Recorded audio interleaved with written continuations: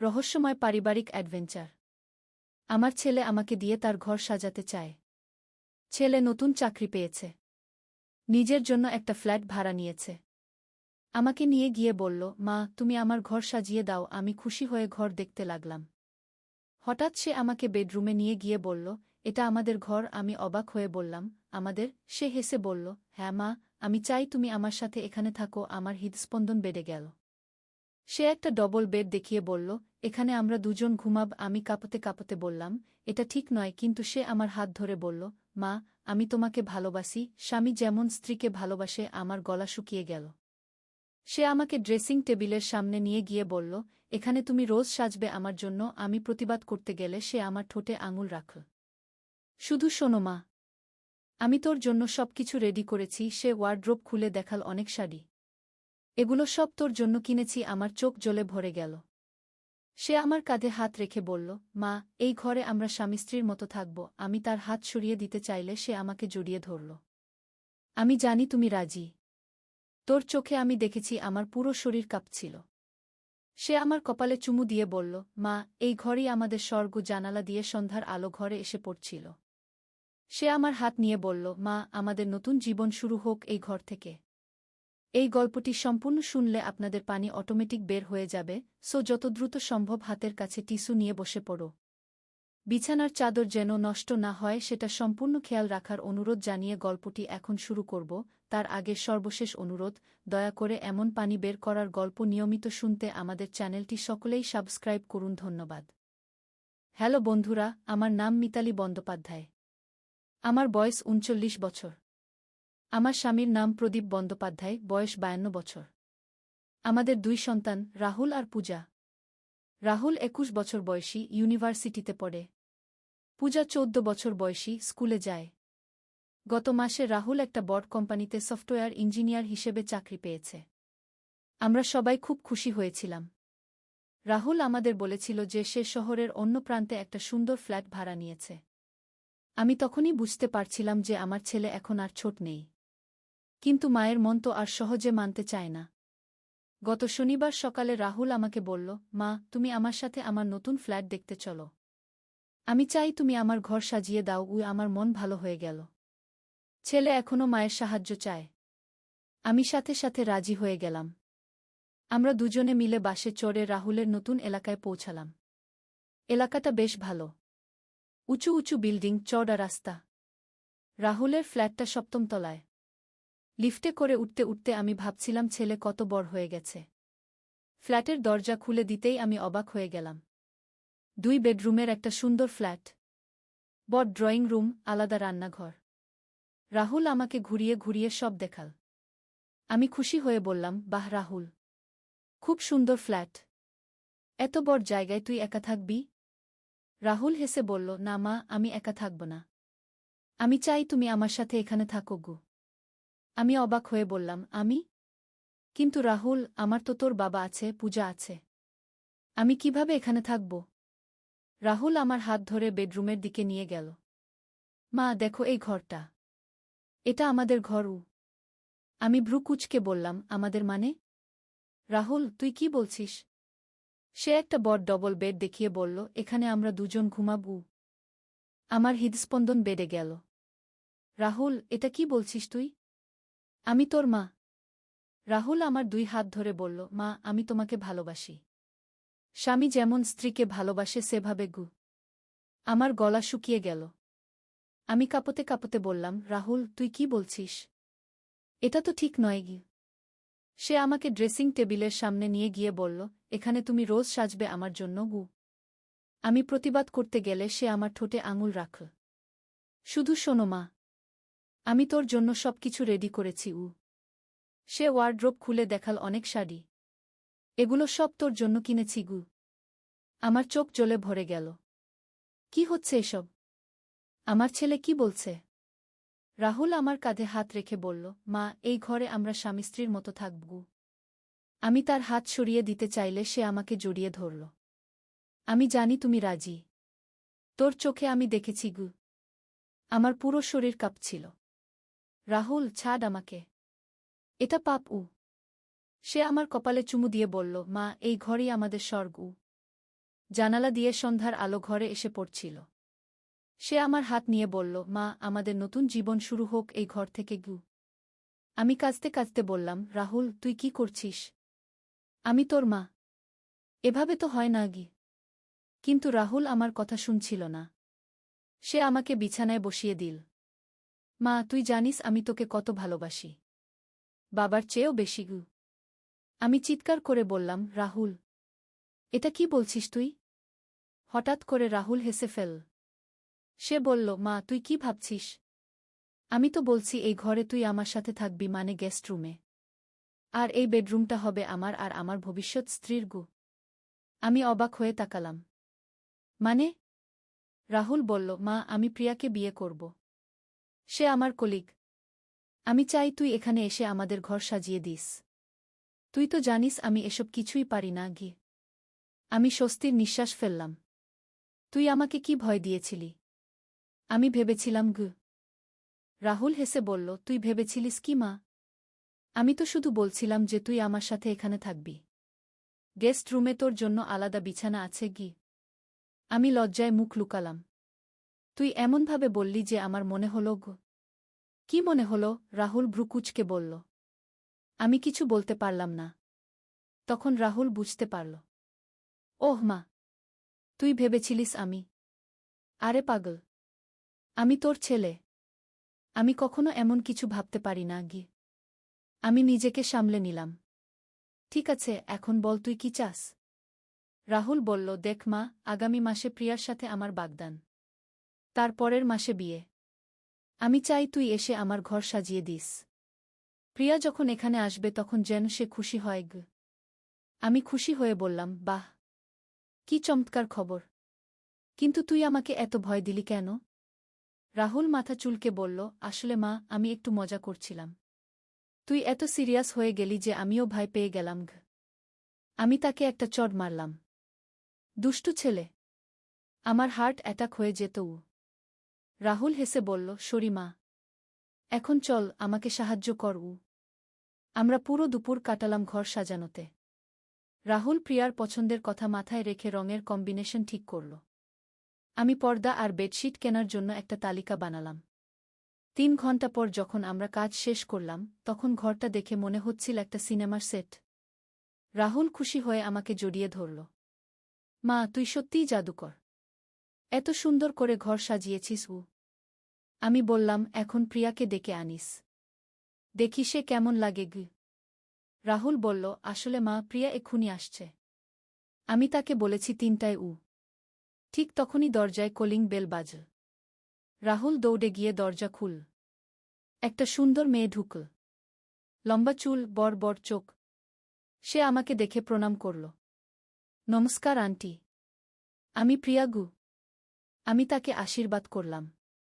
খুব সুন্দর মেয়ে। রাহুল ভালো পছন্দ করেছে গি। প্রিয়া ঘর দেখে অবাক হয়ে গেল। ওয়াও, এত সুন্দর।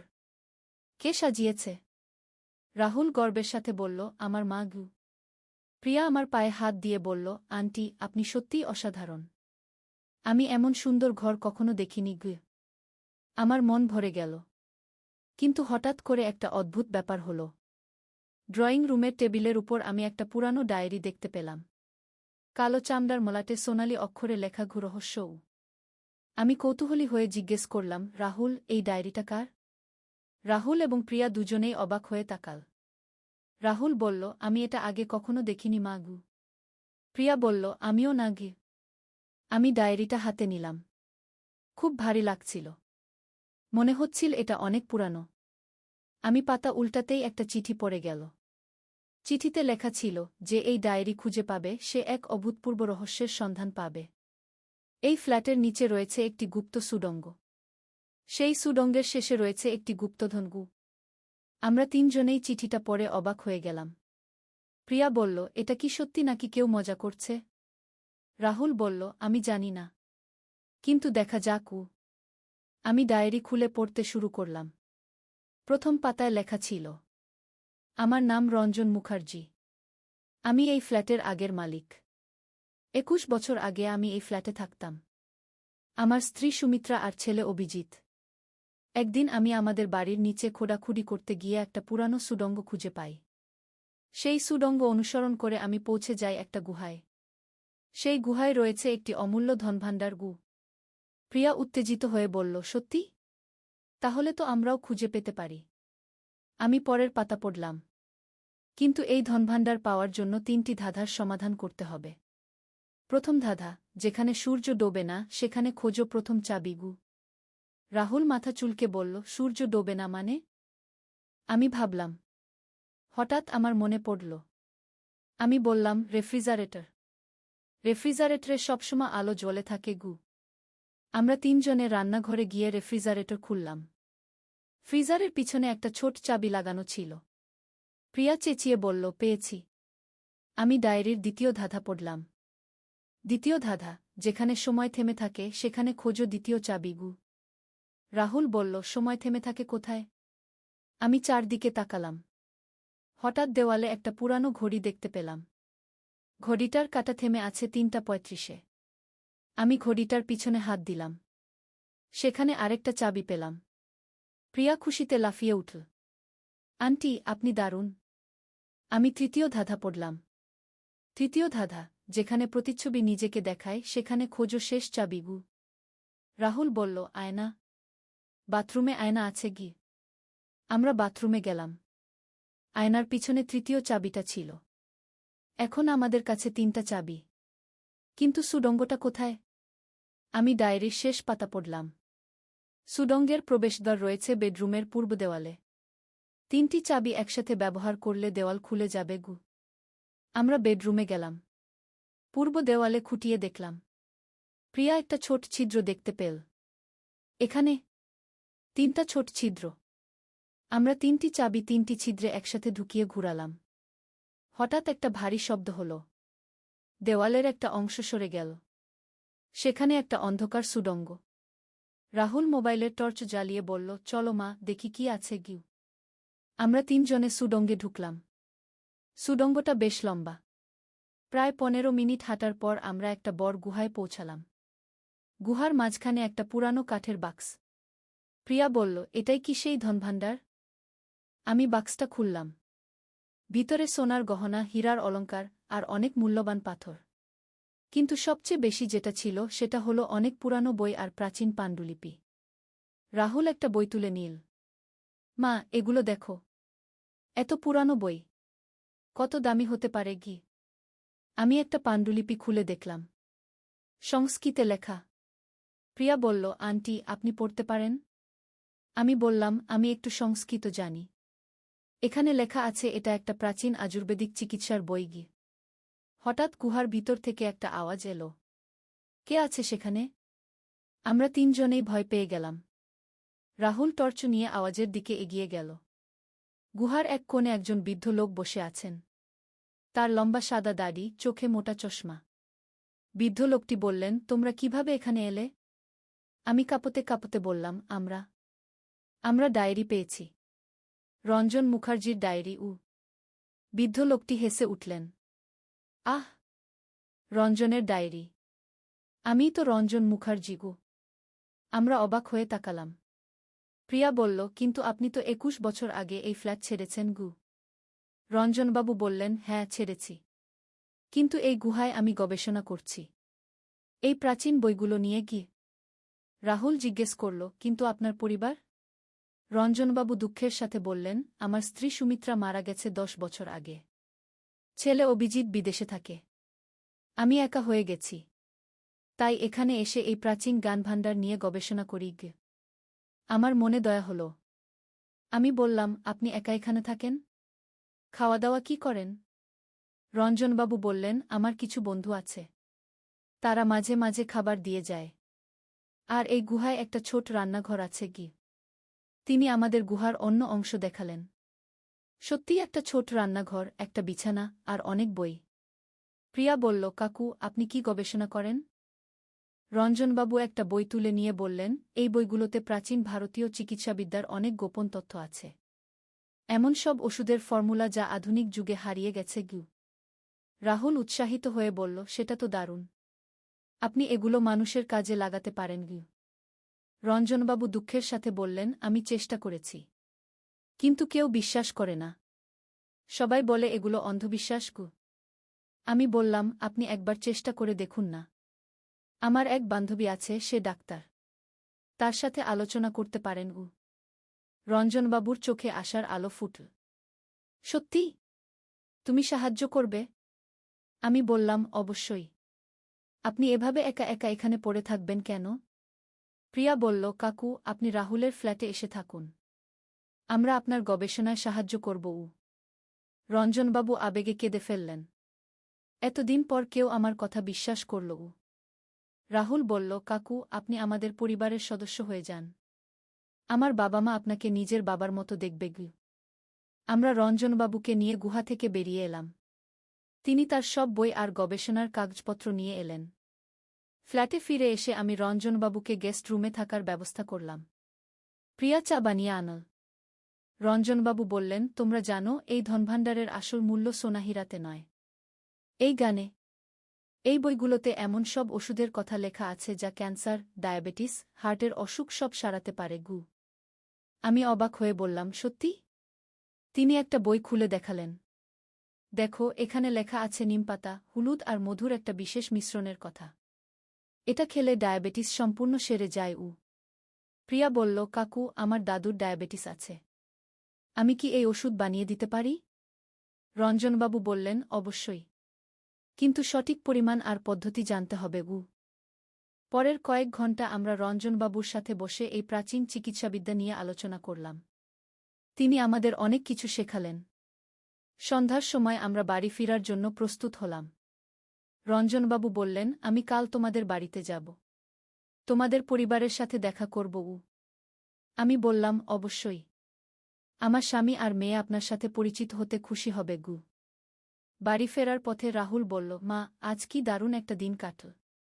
আমি নতুন একটা ফ্ল্যাট পেয়েছি, প্রিয়ার সাথে বাগদান ঠিক হয়েছে, আর একজন জ্ঞানী মানুষের সাথে পরিচয় হয়েছে গু।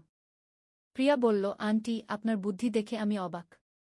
আপনি না থাকলে আমরা কখনোই এই রহস্যের সমাধান করতে পারতাম না গে। আমি বললাম, এটাই তো পারিবারিক ভালোবাসার শক্তি। আমরা একসাথে থাকলে কোনো রহস্যই অমীমাংসিত থাকে না গে। বাড়ি পৌঁছে আমি প্রদীপকে আর পূজাকে সব ঘটনা বললাম। তারা শুনে অবাক হয়ে গেল। প্রদীপ বলল, তুমি ঠিক কাজটা করেছ।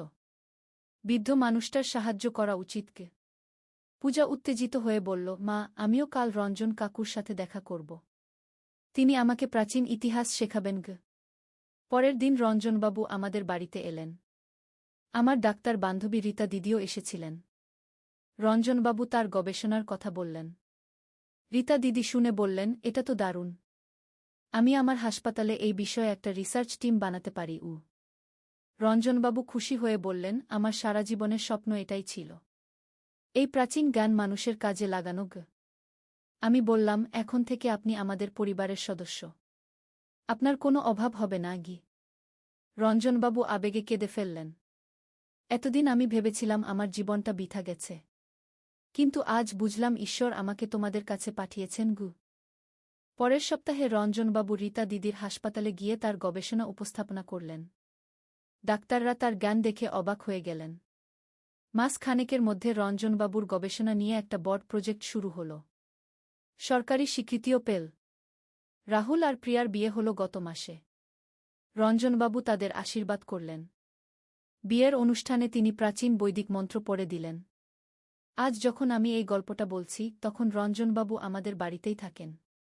তিনি পূজাকে সংস্কৃত আর প্রাচীন ইতিহাস শেখান। প্রদীপ তার সাথে দাবা খেলে। আর আমি তার জন্য রোজ তার পছন্দের খাবার রান্না করি। রাহুল আর প্রিয়া এখন তাদের নতুন ফ্ল্যাটে খুশিতে থাকে। রঞ্জনবাবুর আশীর্বাদে তাদের সংসারে কোনো অভাব নেই। কিন্তু সবচেয়ে বড় কথা হল, রঞ্জনবাবুর গবেষণার ফলে এখন অনেক দুরারোগ্য ব্যাধির চিকিৎসা সম্ভব হয়েছে। তার আবিষ্কৃত ওষুধে শত শত মানুষ সুস্থ হয়েছে। গত সপ্তাহে রঞ্জনবাবু একটা জাতীয় পুরস্কার পেয়েছেন। আমরা সবাই গর্বিত। আর সেই গুপ্ত সুড়ঙ্গ? সেটা এখন একটা গবেষণাগার। রঞ্জনবাবু সেখানে নতুন নতুন ওষুধ আবিষ্কার করেন। প্রিয়া গত মাসে জানিয়েছে যে তারা শীঘ্রই একটা সন্তানের জন্ম দেবে। রঞ্জনবাবু তাদের জন্য বিশেষ আয়ুর্বেদিক ওষুধ তৈরি করেছেন যাতে মা আর বাচ্চা দুজনেই সুস্থ থাকে। কখনো কখনো ভাবি, রাহুলের সেই দিনের মজার কথাগুলো না থাকলে আমরা হয়তো কখনোই রঞ্জনবাবুর সাথে পরিচিত হতাম না। আর তাহলে এত মানুষ তার গবেষণার উপকার পেত না। জীবনে কত অদ্ভুত সব ঘটনা ঘটে। যেটাকে প্রথমে ভয়ঙ্কর মনে হয় সেটাই পরে আশীর্বাদ হয়ে দাঁড়ায়।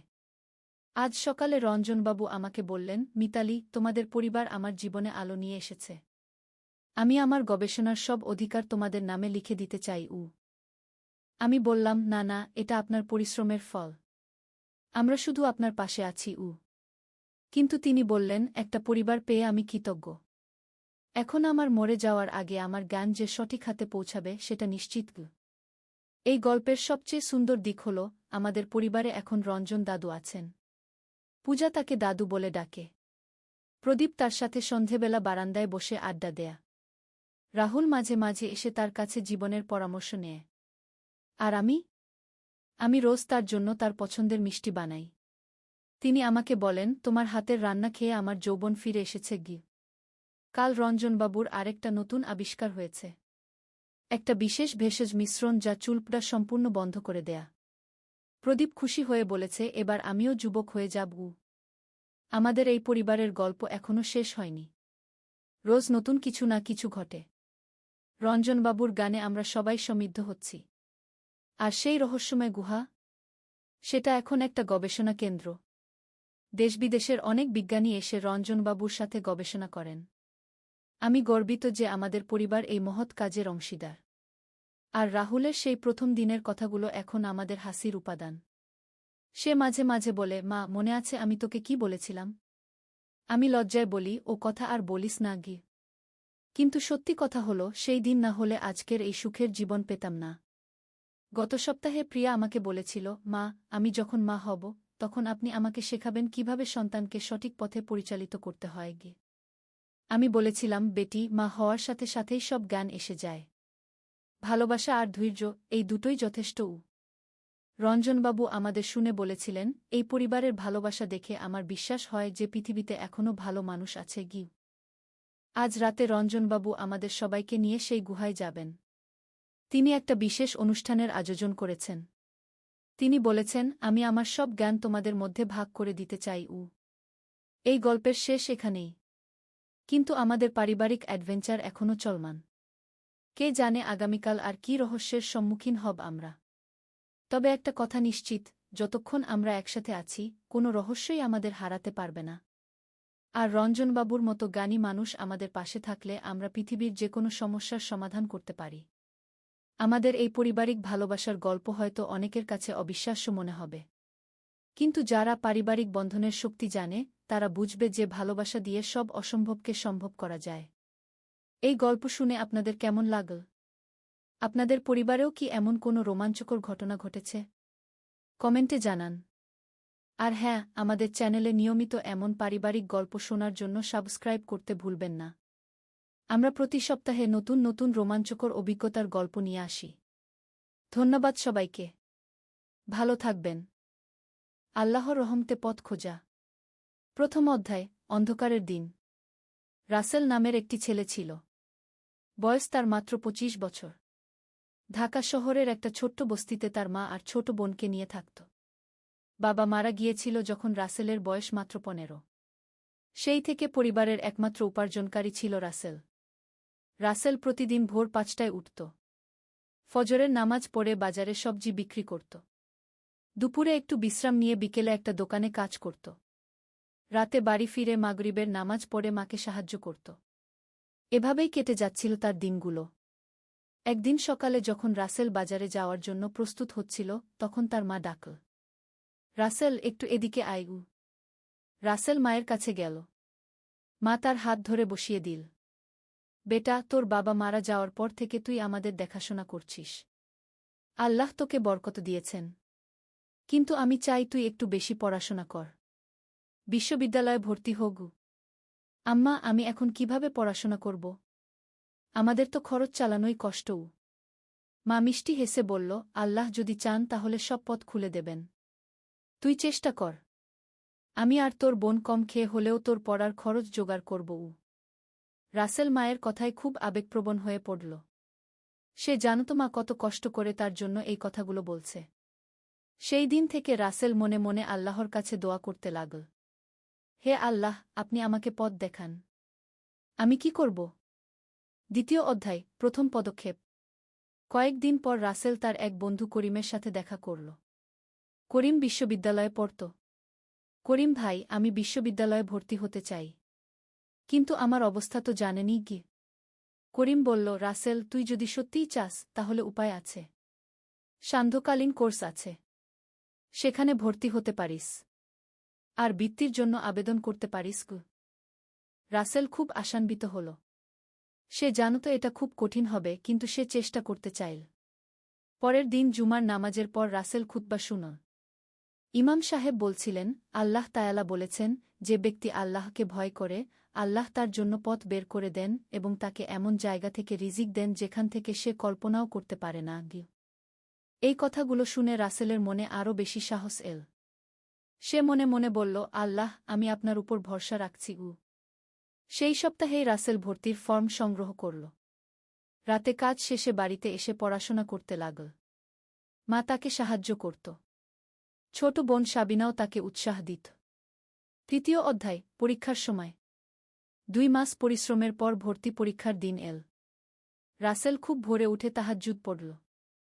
আল্লাহর কাছে দোয়া করল, আল্লাহ, আপনি যদি চান তাহলে আমাকে সফল করুন। আর যদি এটা আমার জন্য ভালো না হয় তাহলে আমাকে অন্য পথ দেখান। পরীক্ষার হলে গিয়ে দেখল অনেক ছাত্রছাত্রী। সবার চেহারায় উদ্বেগ। রাসেল মনে মনে সূরা ফাতিহা পড়ল এবং বিসমিল্লাহ বলে পরীক্ষা শুরু করল। পরীক্ষা শেষে রাসেল বাড়ি ফিরে মাকে সব বলল। মা বলল, আল্লাহর ইচ্ছা যা হবে তাই হবে। আমরা শুধু চেষ্টা করতে পারি। ফলাফলের অপেক্ষায় ছিল রাসেল। এই সময়ে সে আরও বেশি নামাজ কালাম পড়তে লাগল। প্রতিদিন ফজরের পর কুরআন তেলাওয়াত করত। 1 সপ্তাহ পর ফলাফল বের হল। রাসেল দেখল তার নাম মেধা তালিকায় আছে। শুধু তাই নয়, সে বৃত্তিও পেয়েছে। রাসেল খুশিতে কেঁদে ফেলল। মাকে খবর দিতেই মা আল্লাহর শুকরিয়া আদায় করল। চতুর্থ অধ্যায়, নতুন চ্যালেঞ্জ।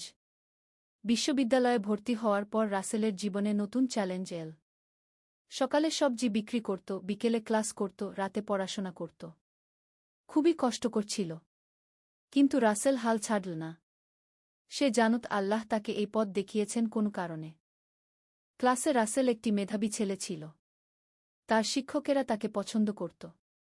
একদিন তার ইসলামের ইতিহাস বিষয়ের শিক্ষক জনাব আহমেদ সাহেব তাকে ডাকল। রাসেল, তুমি খুব ভালো ছাত্র। আমি তোমাকে একটা কাজের সুযোগ দিতে চাই। আমার একটা গবেষণা প্রকল্প আছে। তুমি সন্ধ্যায় আমার সাহায্য করতে পার। এতে তোমার কিছু টাকাও হবে। রাসেল খুব খুশি হল। এই কাজ পেলে তার পড়াশোনার খরচ আরও ভালোভাবে চালানো যাবে। কিন্তু একটা সমস্যা ছিল। এই কাজ করলে তাকে বিকেলের দোকানের কাজ ছাড়তে হবে। সেই আয় কমে যাবে। রাসেল বাড়িতে এসে মার সাথে কথা বলল। মা বলল, বেটা, আল্লাহ যখন একটা দরজা বন্ধ করেন তখন অন্য দরজা খুলে দেন। তুই নতুন কাজটা নে কি? পঞ্চম অধ্যায়, জ্ঞানের পথে।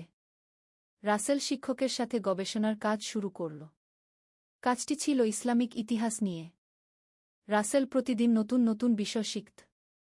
একদিন আহমেদ সাহেব বলল, রাসেল, তুমি জান উমর ইবনে আব্দুল আজিজ এর গল্প? জি না স্যার। তিনি ছিলেন উমাইয়া খলিফাদের মধ্যে সবচেয়ে ন্যায়পরায়ণ। তিনি যখন খলিফা হলেন তখন তিনি সব বিলাসিতা ত্যাগ করে সাধারণ মানুষের মতো জীবন যাপন করতেন।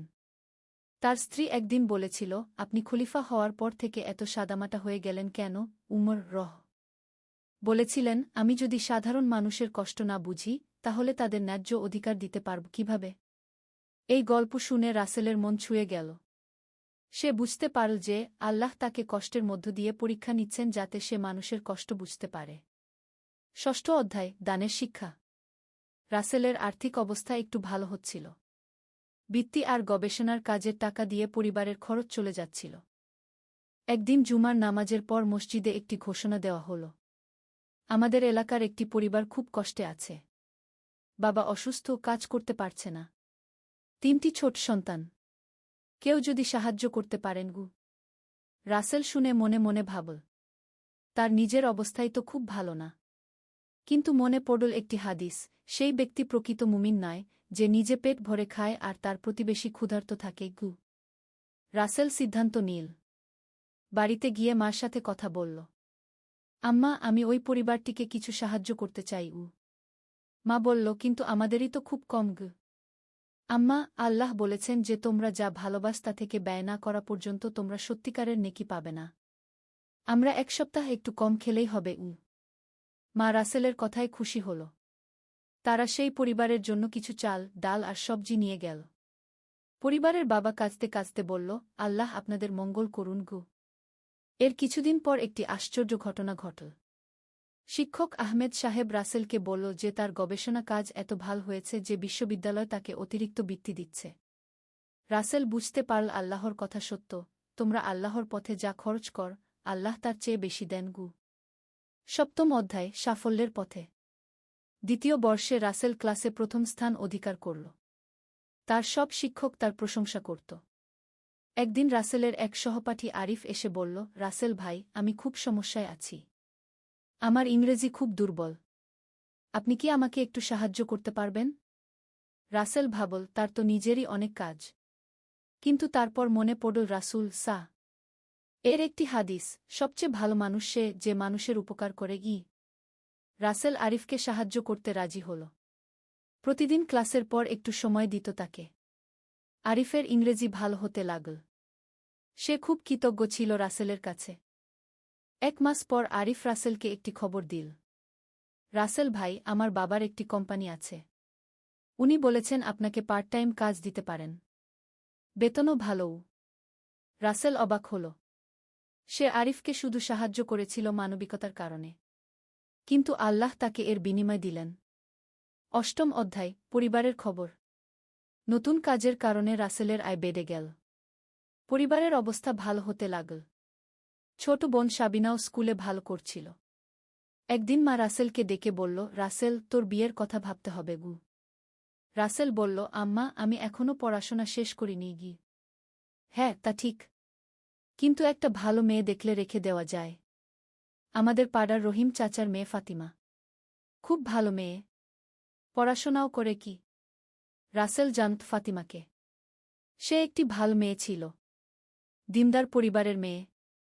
নিজেও নামাজ কালাম করত। রাসেল বলল, আম্মা, আমি ইস্তেখারা করে দেখি গু। রাসেল 2 দিন ইস্তেখারা করল। তার মন ভালো লাগছিল এই বিয়ের কথা ভেবে। মা রহিম চাচার বাড়িতে গিয়ে কথা বলল। তারাও রাজি হল। নবম অধ্যায়, বিবাহের প্রস্তুতি। বিবাহের প্রস্তুতি শুরু হল। রাসেল চাইল খুব সাদামাটা অনুষ্ঠান করতে। একদিন ফাতিমার বাবা রহিম চাচা এসে বলল, রাসেল বেটা, তোমার কোনো চাহিদা আছে?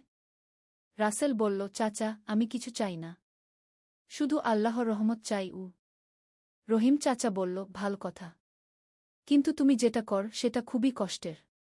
তুমি কি মনে কর ফাতিমা এই কষ্ট সহ্য করতে পারবে?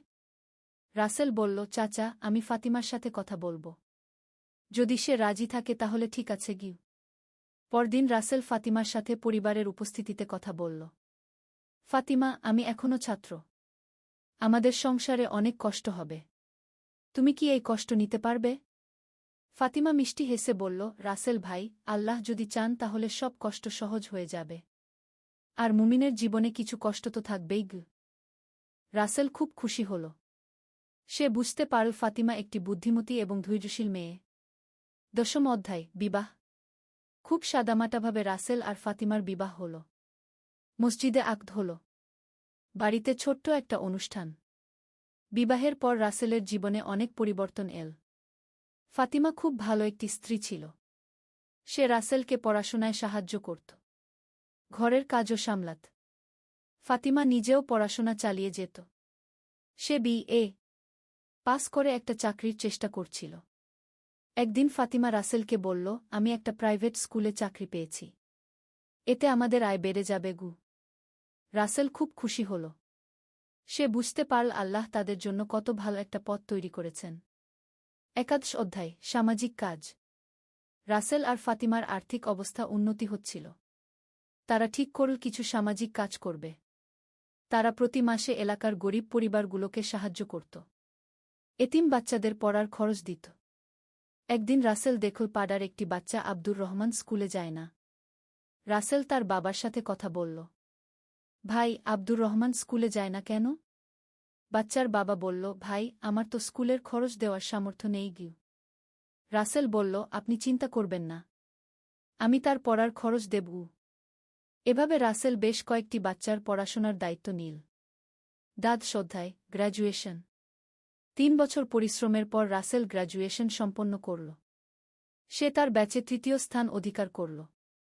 স্নাতক হওয়ার পর রাসেল একটা ভালো চাকরি পেল, একটা বেসরকারি সংস্থায় প্রোগ্রাম অফিসার হিসেবে। প্রথম বেতন পাওয়ার দিন রাসেল মায়ের পায়ে হাত দিয়ে সালাম করল। আম্মা, আল্লাহর রহমতে আজ আমি সফল হয়েছি। এটা সব আপনার দোয়ার বরকতও। মা কেঁদে ফেল।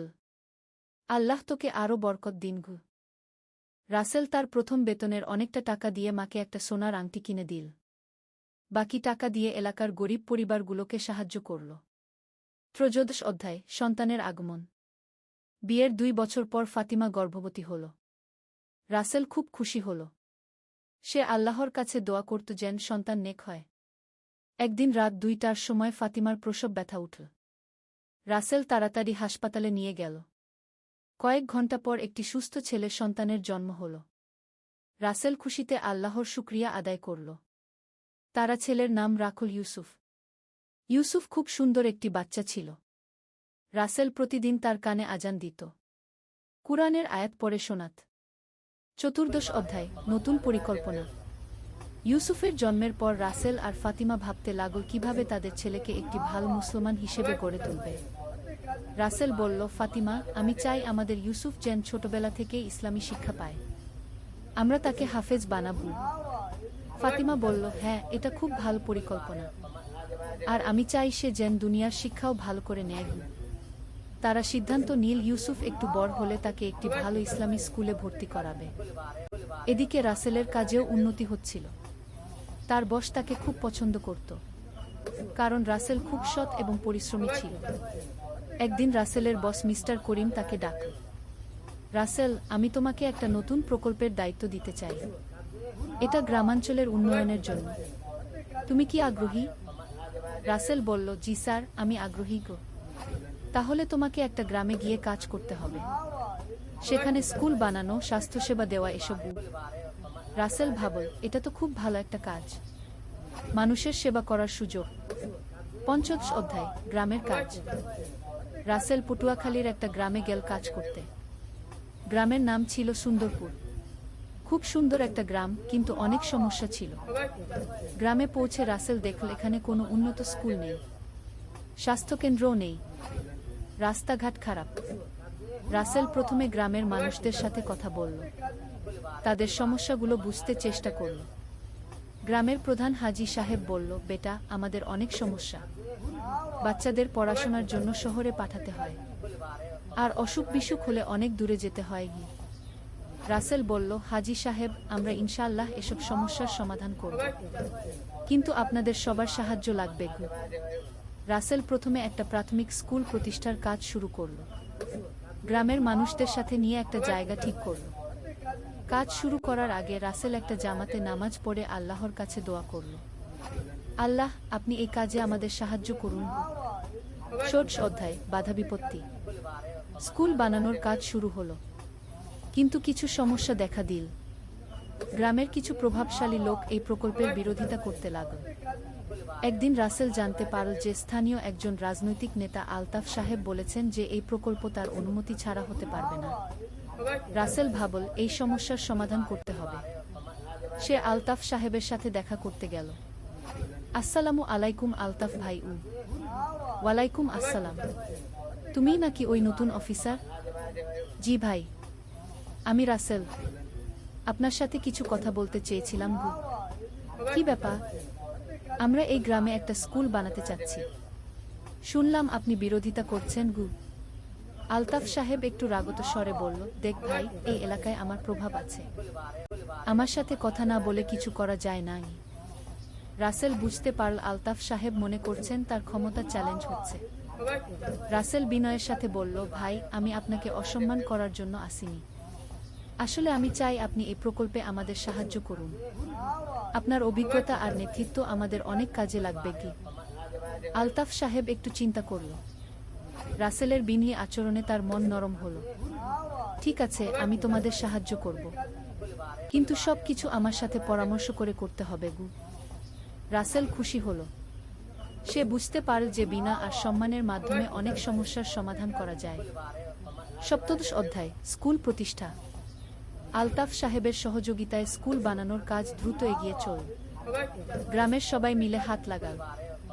6 মাস পর একটি সুন্দর প্রাথমিক স্কুল তৈরি হল। রাসেল ঢাকা থেকে কিছু শিক্ষক এনে নিয়োগ দিল। স্কুল উদ্বোধনের দিন গ্রামের সবাই এল। হাজী সাহেব বলল, রাসেল বেটা, তুমি আমাদের গ্রামে আলো নিয়ে এসেছ। আল্লাহ তোমাকে উত্তম প্রতিদান দিন গো।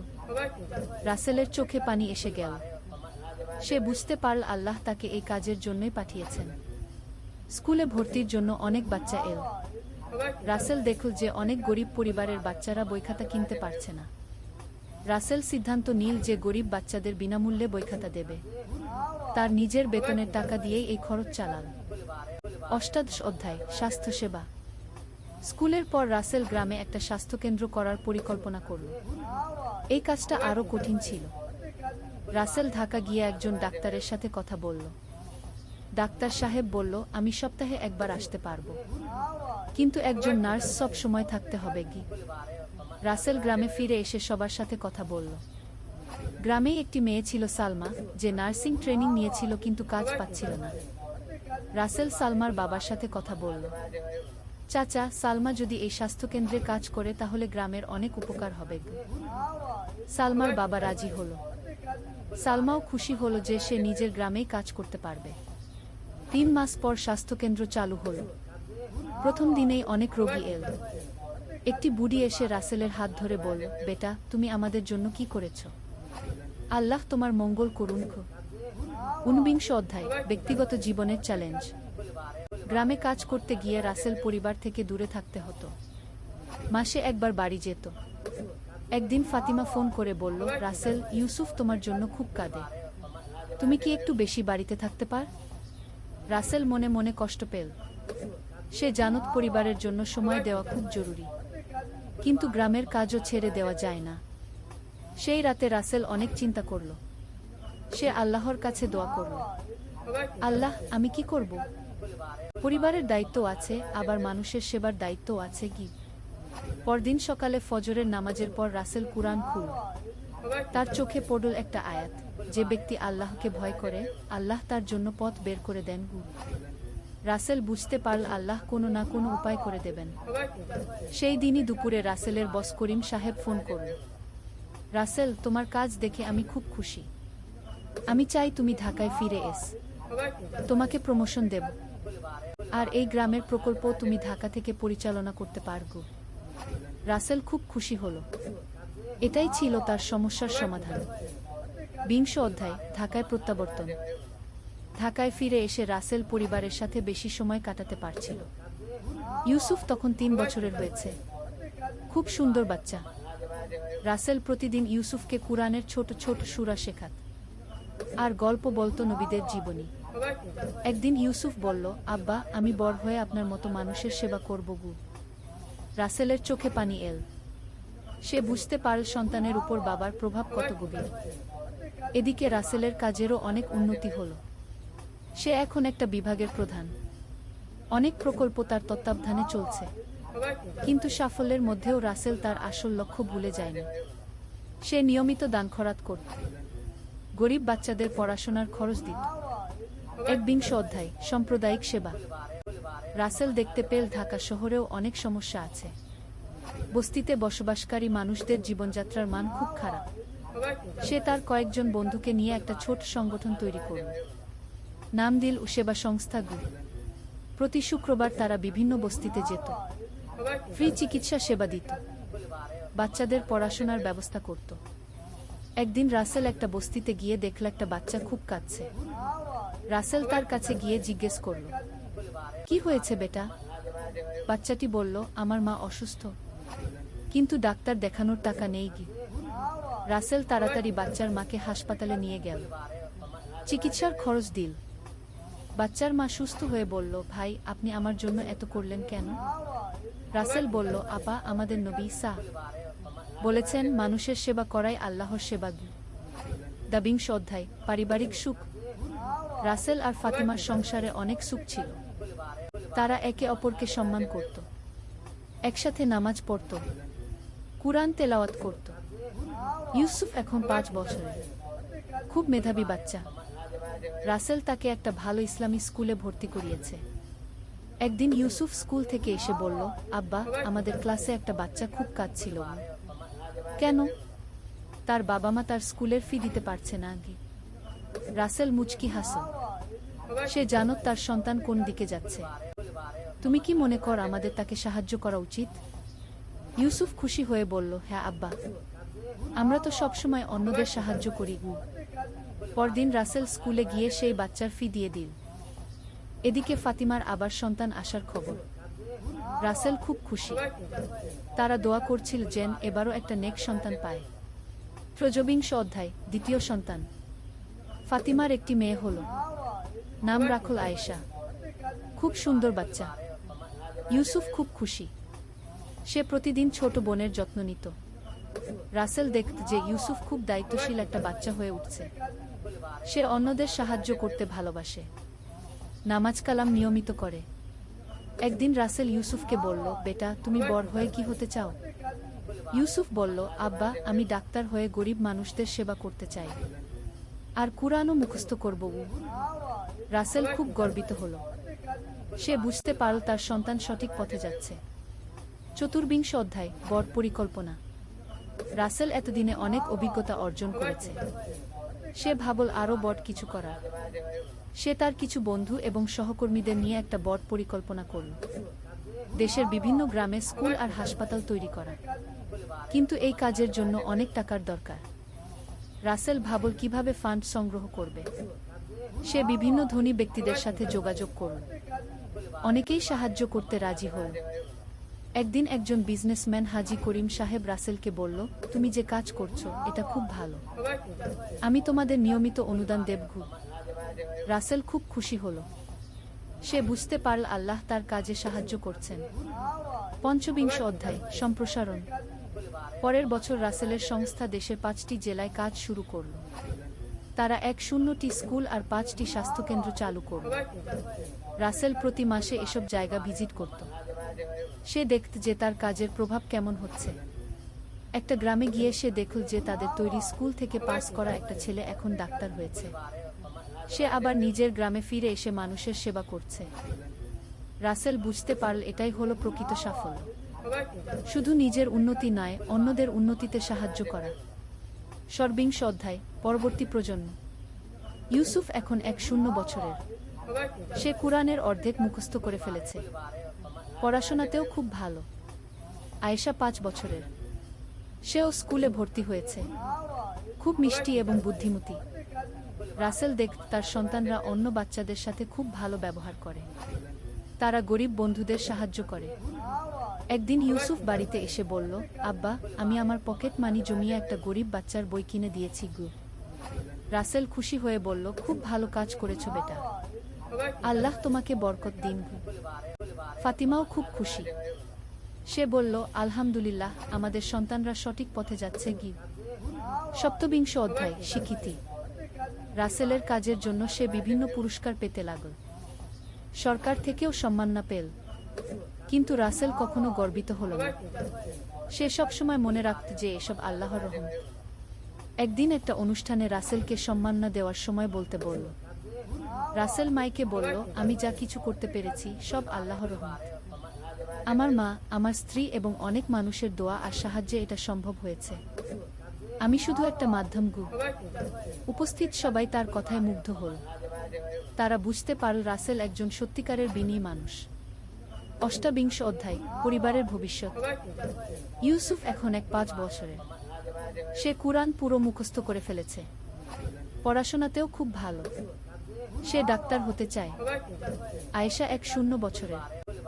সেও কুরআন মুখস্থ করছে আর ইঞ্জিনিয়ার হতে চায়।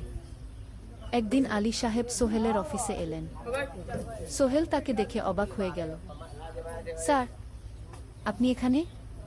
হ্যাঁ সোহেল, তোমার অফিস একবার দেখতে চাইলাম। খুব সুন্দর হয়েছে। আলী সাহেব পুরো অফিস ঘুরে দেখলেন, কর্মচারীদের সাথে কথা বললেন, তারপর সোহেলের রুমে এসে বসলেন। সোহেল, তুমি অনেক দূর এসেছ। মনে আছে 7 বছর আগে তুমি যখন আমার অফিসে প্রথম এসেছিলে চা বানানোর কাজ করতে? হ্যাঁ স্যার, সব মনে আছে ইউ। আমি গর্বিত যে আমি তোমাকে একটা সুযোগ দিয়েছিলাম, আর তুমি সেই সুযোগকে কাজে লাগিয়েছ। জানো সফলতার মূল সূত্র কি?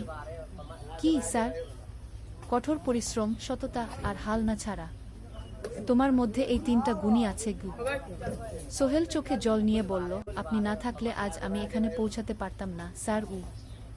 না সোহেল, আমি শুধু একটা দরজা খুলে দিয়েছিলাম, ভেতরে ঢুকে পথ তৈরি করেছ তুমি নিজে গু।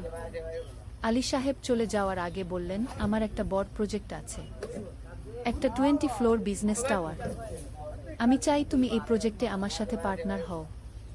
50-50 রাজি? সোহেল অবাক হয়ে গেল। এত বড় প্রজেক্ট? স্যার, আমার কি যথেষ্ট সামর্থ্য আছে? আছে, আমি বিশ্বাস করি উ। সোহেল রাজি হয়ে গেল। এটা তার জীবনের সবচেয়ে বড় প্রজেক্ট হবে। 50 অধ্যায়, বড় চ্যালেঞ্জ। 20 ফ্লোর বিজনেস টাওয়ারের কাজ শুরু হলো। এটা সোহেলের জীবনের সবচেয়ে বড় চ্যালেঞ্জ। প্রজেক্টের বাজেট প্রায় 10 করোড় টাকা। সোহেলকে 5 করোড় টাকা ইনভেস্ট করতে হবে। সোহেল তার সব সঞ্চয়ে, ব্যাংক লোন আর কিছু ইনভেস্টর থেকে টাকা জোগাড় করল। এটা একটা বিশাল ঝুঁকি। যদি প্রজেক্ট ব্যর্থ হয়, সব শেষ। মিনা চিন্তিত ছিল। সোহেল, এত বড় ঝুঁকি নেওয়া ঠিক হবে? মিনা, জীবনে বড় কিছু করতে হলে ঝুঁকি নিতে হয়। আমি এই সুযোগ হাতছাড়া করতে চাই না গি। কিন্তু যদি কিছু ভুল হয়? ভুল হবে না। আমি আলী সাহেবের সাথে আছি, উনি আমাকে গাইড করবেন। প্রজেক্ট শুরু হলো। প্রথম 6 মাস সব ভালোই চলছিল, কাজ সময়মতো হচ্ছে, বাজেট ঠিক আছে। কিন্তু 7 মাসের মাথায় একটা বড় সমস্যা দেখা দিল। একজন প্রধান ইনভেস্টর হঠাৎ তার টাকা ফেরত চাইলেন। তিনি অন্য একটা জরুরি কাজে টাকা লাগবে বলে জানালেন। 1 করোড় টাকা ফেরত দিতে হবে। সোহেল বিপদে পড়ে গেল। 1 করোড় টাকা এখন কোথায় পাবে? প্রজেক্টের সব টাকা ঢেলে দিয়েছে। সে আলী সাহেবের সাথে কথা বলল। আলী সাহেব বললেন, চিন্তা করো না, আমি ব্যবস্থা করছি উ। কিন্তু আলী সাহেবও বড় একটা প্রজেক্টে আটকে আছেন, তার হাতে লিকুইড ক্যাশ নেই। সোহেল অন্য ব্যাংক থেকে লোন নেওয়ার চেষ্টা করল, কিন্তু ব্যাংক বলল ইতিমধ্যে তার অনেক লোন আছে, নতুন লোন দিতে পারবে না। সোহেল রাতে ঘুমাতে পারছিল না, খাওয়া দাওয়া বন্ধ করে দিয়েছিল। মিনা তাকে দেখে খুব চিন্তিত হয়ে গেল। সোহেল, প্লিজ নিজেকে এভাবে শেষ করে ফেলো না, কোনো একটা রাস্তা বের হবেই কি। কিন্তু সোহেল কোনো রাস্তা দেখতে পাচ্ছিল না। ইনভেস্টর 15 দিন সময় দিয়েছে। 15 দিনের মধ্যে টাকা ফেরত না দিলে তিনি আইনি ব্যবস্থা নেবেন। 10 দিন কেটে গেল। সোহেল কোনো সমাধান খুঁজে পেল না। সে প্রায় হাল ছেড়ে দিয়েছিল। 11 দিনের দিন একটা অপ্রত্যাশিত ঘটনা ঘটল। জাহিদ ভাই, সোহেলের পুরনো সহকর্মী, তার অফিসে এলেন।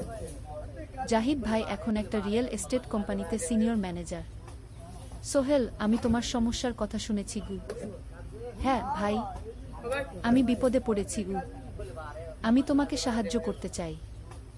আমার কিছু সঞ্চয় আছে, 5 লাখ টাকা। তুমি নাও। সোহেল চোখে জল নিয়ে বলল, ভাই আমি কিছু বলার দরকার নেই। তুমি আমাকে অনেক কিছু শিখিয়েছ। তোমার কাছ থেকে পরিশ্রম আর সততা শিখেছি।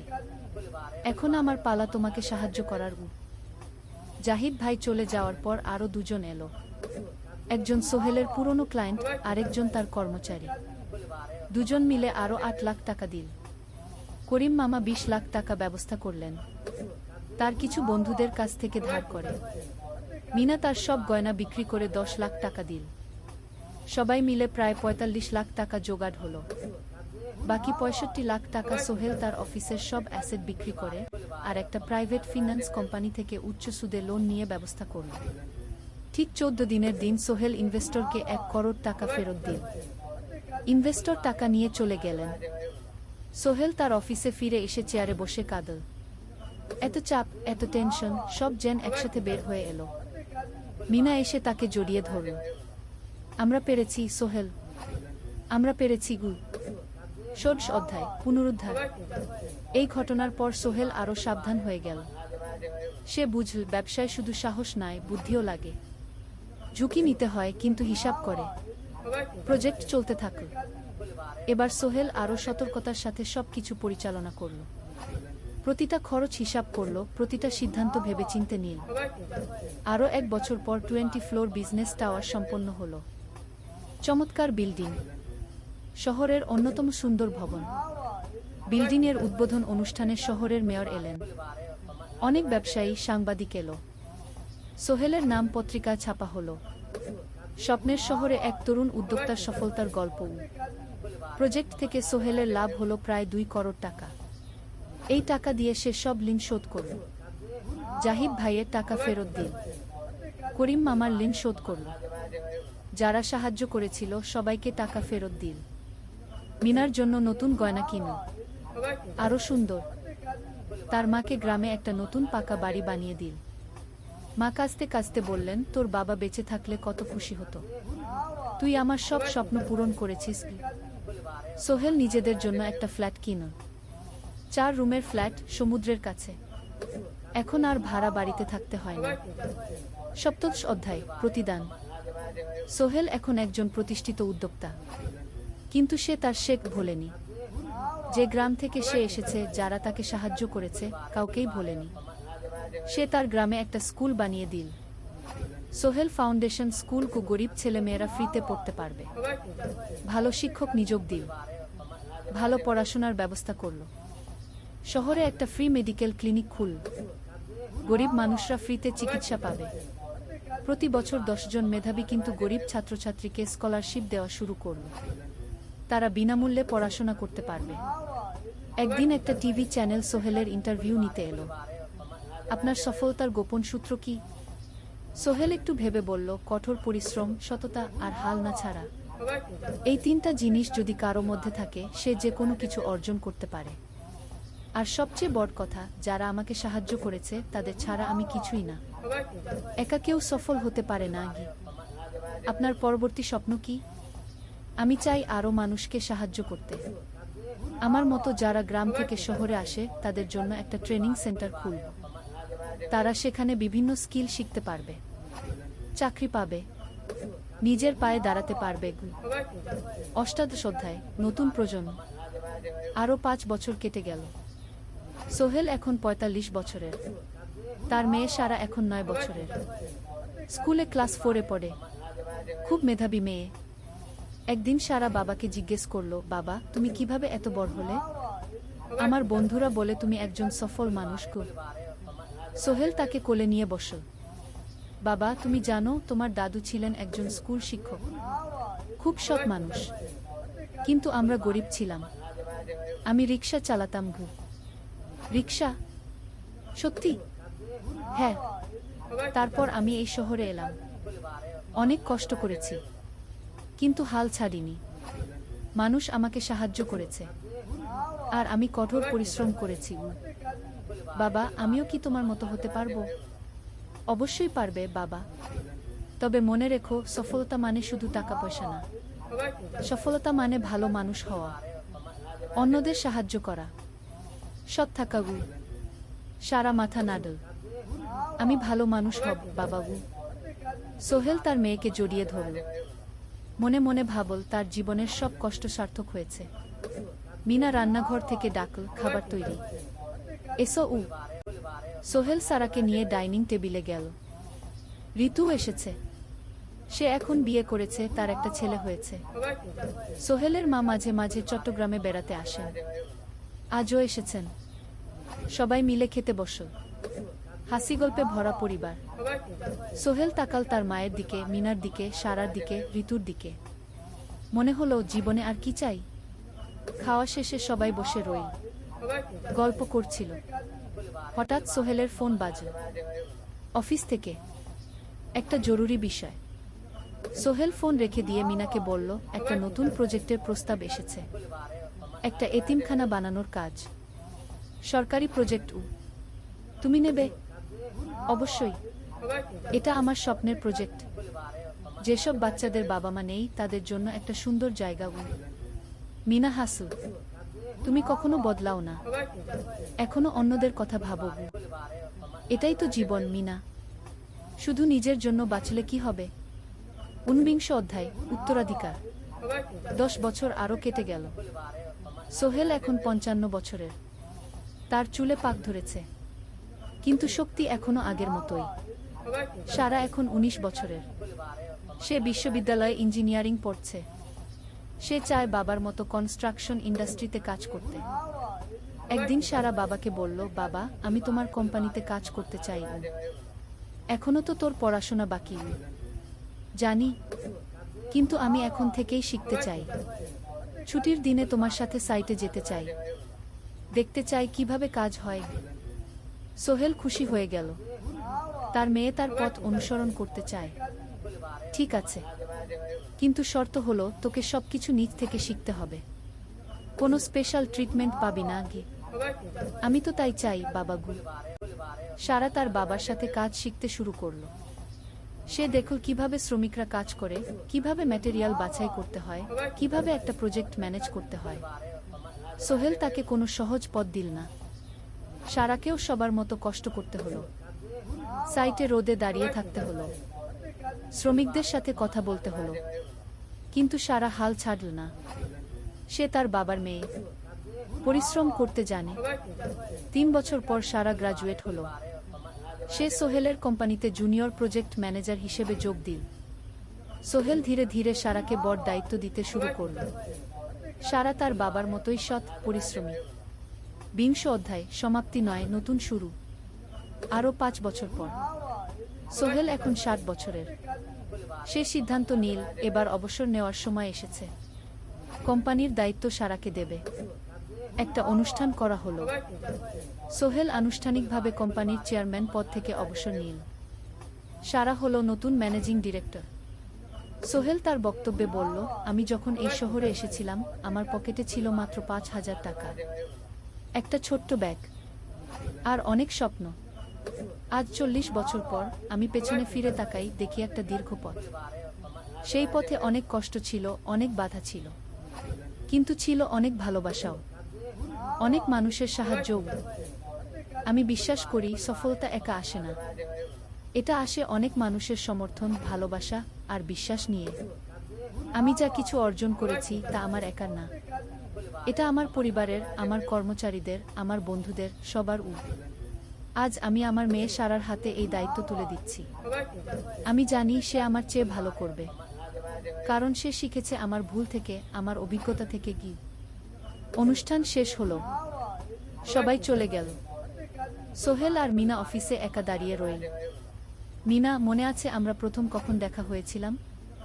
হ্যাঁ, তোমার সেই ছোট্ট মুদি দোকানে। তুমি বিস্কুট কিনতে এসেছিলে। কে ভেবেছিল সেই দিন থেকে আমাদের এই পর্যস্বপ্নের শহর। প্রথম অধ্যায়, যাত্রা শুরু। সকাল 7টা বেজে গেছে। ঢাকার কমলাপুর রেল স্টেশনে মানুষের ভিড়। চারদিকে চা বিস্কুট বিক্রেতাদের চিৎকার, ট্রেনের হর্ন আর যাত্রীদের কোলাহল। এই বিশাল ভিড়ের মধ্যে একটা ছোট্ট ব্যাগ হাতে দাঁড়িয়ে আছে সোহেল। বয়স মাত্র 22। গায়ের রং শ্যামলা, চোখে স্বপ্নের ঝিলিক। ভাইজা, চট্টগ্রামের টিকিট আছে? সোহেল টিকিট কাউন্টারের সামনে দাঁড়িয়ে জিজ্ঞেস করল। আছে। 300 টাকা। কাউন্টারের লোকটা উত্তর দিল। সোহেল তার পকেট থেকে টাকা বের করল। মোট 5,000 টাকা। এই টাকা সে জমিয়েছে গত 3 বছরে রিক্সা চালিয়ে। তার স্বপ্ন ছিল চট্টগ্রাম গিয়ে একটা ভালো চাকরি পাওয়া। গ্রামে আর থাকতে চায় না সে। বাবা মারা গেছেন 10 বছর আগে। মা আর ছোট বোন ঋতুকে নিয়ে সংসার চালাচ্ছিল রিক্সা চালিয়ে। কিন্তু এভাবে তো আর সারা জীবন চলবে না। টিকিট কেটে সোহেল প্ল্যাটফর্মে এলো। ট্রেন ছাড়বে আর মাত্র 15 মিনিট পরে। সে একটা বেঞ্চে বসে পড়ল, ব্যাগটা বুকের কাছে চেপে ধরল। এই ব্যাগে আছে তার সব সম্পদ, কিছু কাপড়, একটা ছোট্ট ফটো ফ্রেমে বাবা মায়ের ছবি আর কিছু টাকা। কোথায় যাচ্ছেন? পাশে বসা একজন বয়স্ক মানুষ জিজ্ঞেস করলেন। চট্টগ্রাম কাকা। চাকরি খুঁজতে যাচ্ছি। কে? সোহেল বিনয়ের সাথে উত্তর দিল। ভালো, তবে শহরে সাবধানে থাকবেন। শহর মানে অনেক সুযোগ, কিন্তু অনেক ফাঁদও আছে, বয়স্ক লোকটা বললেন। সোহেল মাথা নাড়ল। সে জানে শহরের জীবন সহজ না, কিন্তু তার কোনো বিকল্প নেই। গ্রামে রিকশা চালিয়ে মাসে ৩,৫০০ টাকা আয় হতো। তার মধ্যে সংসার চালাতে হতো, বোনের স্কুলের খরচ দিতে হতো, মায়ের ওষুধের খরচ দিতে হতো। কিছুই বাঁচত না। আর এই জীবন থেকে বেরোনোর একটাই পথ, শহরে গিয়ে ভালো কাজ খুঁজে নেওয়া। সোহেল মনে মনে ভাবল তার বাবার কথা। বাবা ছিলেন একজন স্কুল শিক্ষক, খুব সৎ মানুষ ছিলেন। সবসময় বলতেন, সোহেল, তুই লেখাপড়া শিখে বড় মানুষ হবি। আমাদের পরিবারে আর কেউ বড় চাকরি করেনি, তুই করবি। কিন্তু বাবা যখন মারা গেলেন, তখন সোহেল মাত্র এসএসসি পরীক্ষা দিয়েছে। ফলাফল ভালো হয়েছিল, জিপিএ অর্ধচতুর। কিন্তু বাবার মৃত্যুর পর আর পড়া হলো না। পরিবারের দায়িত্ব নিতে হলো। ট্রেন ছাড়ল। সোহেল জানালার পাশে বসে বাইরে তাকাল। ধানক্ষেত, নদী, ছোট ছোট গ্রাম, সব পেছনে ফেলে ট্রেন এগিয়ে চল। সোহেলের মনে হলো সে যেন তার পুরনো জীবনটাকেও পেছনে ফেলে আসছে। ট্রেনে একজন হকার এসে চা বিক্রি করছিল। সোহেল একটা চা কিনল, 10 টাকা। চা খেতে খেতে সে ভাবছিল, চট্টগ্রাম পৌঁছে কি হবে। করিম মামা তাকে সাহায্য করবেন তো? চাকরি পাওয়া যাবে তো? করিম মামা আসলে সোহেলের খুব দূর সম্পর্কের মামা। সোহেলের দাদির বোনের ছেলে। অনেক বছর আগে গ্রাম ছেড়ে চট্টগ্রামে চলে গিয়েছিলেন। সেখানে একটা কনস্ট্রাকশন কোম্পানিতে কাজ করেন। বছরে একবার দুবার গ্রামে আসতেন। গত বছর যখন এসেছিলেন, তখন সোহেলের মাকে বলেছিলেন সোহেলকে চট্টগ্রাম পাঠান, আমি একটা কাজের ব্যবস্থা করে দেব। সেই কথাতেই ভরসা করে সোহেল আজ এই যাত্রা। দ্বিতীয় অধ্যায়, নতুন শহর। চট্টগ্রাম পৌঁছাতে প্রায় 6 ঘন্টা লেগে গেল। দুপুর 1টা বাজে। সোহেল স্টেশন থেকে বের হয়ে শহরের রাস্তায় দাঁড়াল। কি বিশাল শহর! এত গাড়ি, এত মানুষ। চারদিকে উঁচু উঁচু বিল্ডিং, দোকানপাট, মানুষের ভিড়। সোহেল কিছুক্ষণ দাঁড়িয়ে থাকল, সব কিছু দেখতে দেখতে। তার মনে হচ্ছিল সে যেন অন্য কোনো পৃথিবীতে এসে পড়েছে। তার পকেটে একটা ছোট্ট কাগজ আছে। সেখানে লেখা একটা ঠিকানা, করিম মিয়া, বাড়ি নং 23, রোড নং 5, আগ্রাবাদ, চট্টগ্রামকে। সোহেল একটা রিকশা ডাকল। কত নেবেন আগ্রাবাদ যেতে? 50 টাকা গু। সোহেল রিকশায় উঠল। রাস্তার দুধারে দোকান, মার্কেট, অফিস, সবকিছু দেখতে দেখতে সে অবাক হয়ে গেল। এত বড় শহর, এত কিছু। গ্রামের সেই ছোট্ট বাজারের সাথে কোনো তুলনাই হয় না। প্রায় আধা ঘন্টা পর রিকশা একটা পুরনো বাড়ির সামনে থামল। 3 তলা বাড়ি, কিন্তু রং উঠে গেছে। সিঁড়ি দিয়ে উঠে 3য় তলায় করিম মামার ফ্ল্যাটে নক করল। দরজা খুলল এক মধ্যবয়সী মহিলা।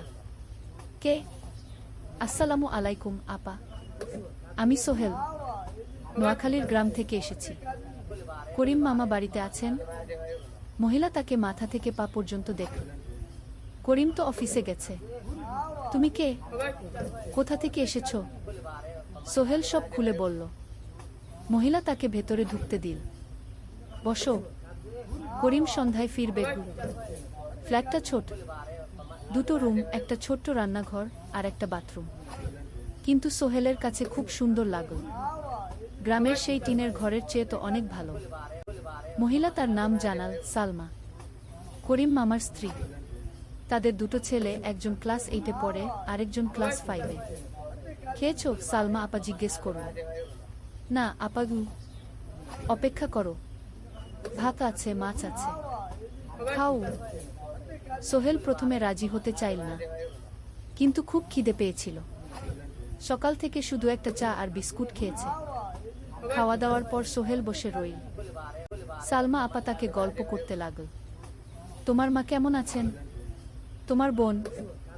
ভালো আছে আপা, মার একটু গেটে বাত আছে, ওষুধ খাচ্ছেন। বোন স্কুলে পড়ে। তুমি কি করতে চাও এখানে? চাকরি খুঁজছি আপা, যে কোনো কাজ করব। বাসায় মা আর বোনকে টাকা পাঠাতে হবে। সালমা আপা মাথা নাড়ল। করিম তোমার জন্য কিছু একটা করবে, সে ভালো মানুষ। সারাদিন অপেক্ষা করু সোহেল। সন্ধ্যা 6টায় করিম মামা ফিরলেন।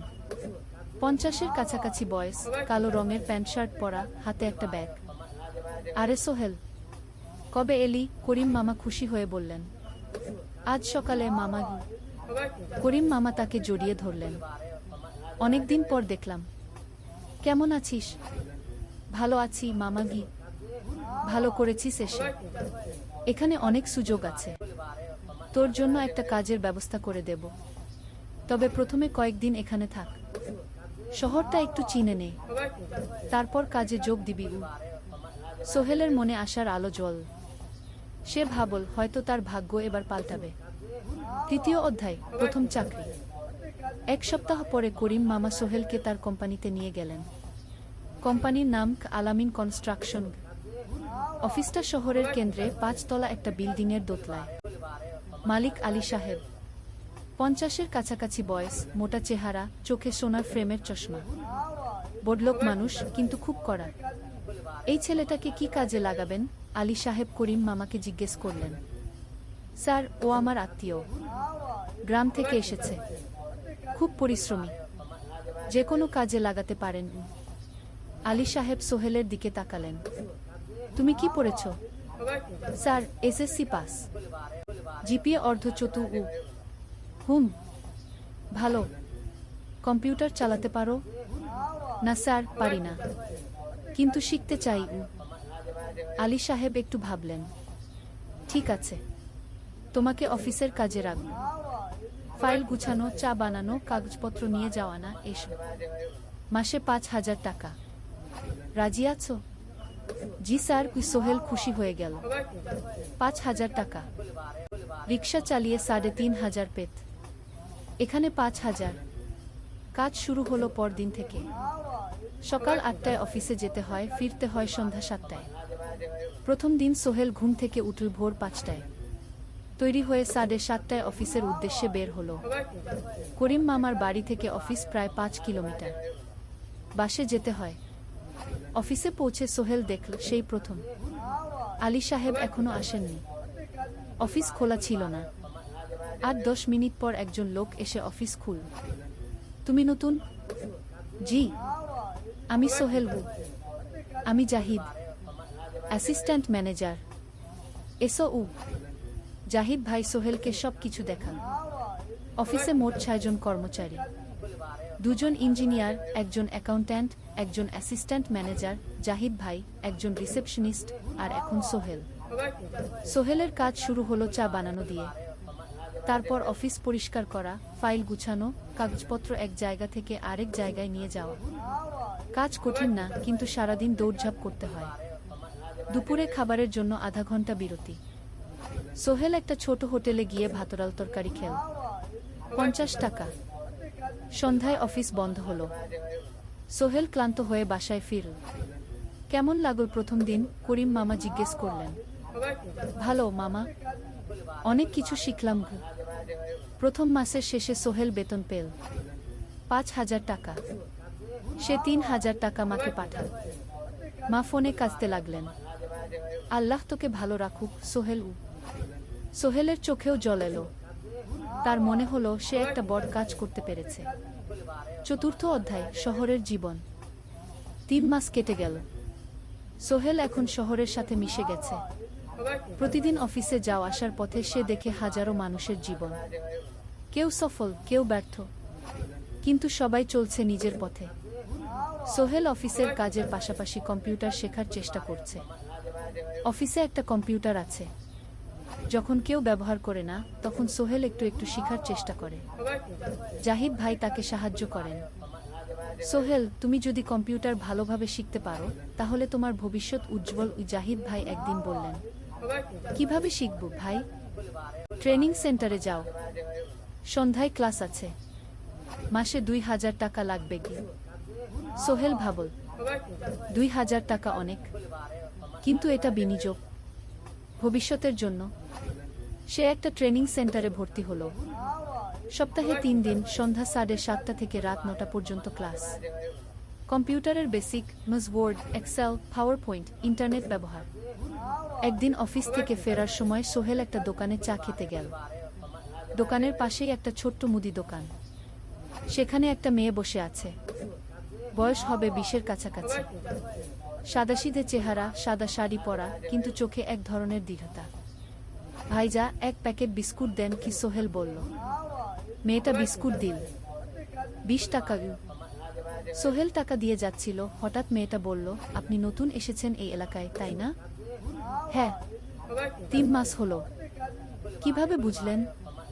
আপনার চেহারা দেখেই বোঝা যায়। এখনো গ্রামের ছোঁয়া আছে।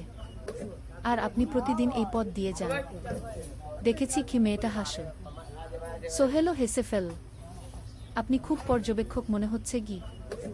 জীবনে অনেক কিছু দেখেছি, তাই মানুষকে চিনতে শিখেছি গু। আপনার নাম? মিনা। এই দোকান আমার বাবার। উনি অসুস্থ, তাই আমি দেখছি গু। সেদিন থেকে সোহেল প্রায়ই সেই দোকানে যেতে শুরু করল। মিনার সাথে গল্প করত। ধীরে ধীরে তাদের মধ্যে একটা বন্ধুত্ব তৈরি হলো।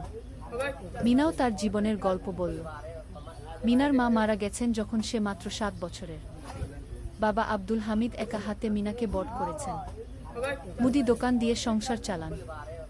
মিনা কলেজে পড়ে, অনার্স 2nd ইয়ার। সকালে কলেজে যায়, দুপুরে ফিরে এসে দোকান সামলায়। বাবার হার্টের সমস্যা আছে, তাই ভারী কাজ করতে পারেন না। তোমার স্বপ্ন কি? একদিন সোহেল জিজ্ঞেস করল। গ্রাজুয়েশন শেষ করে একটা ভালো চাকরি করব, তারপর বাবাকে ভালো চিকিৎসা করাব। তুমি? আমিও চাকরি করে পরিবারকে ভালোভাবে দেখভাল করতে চাই।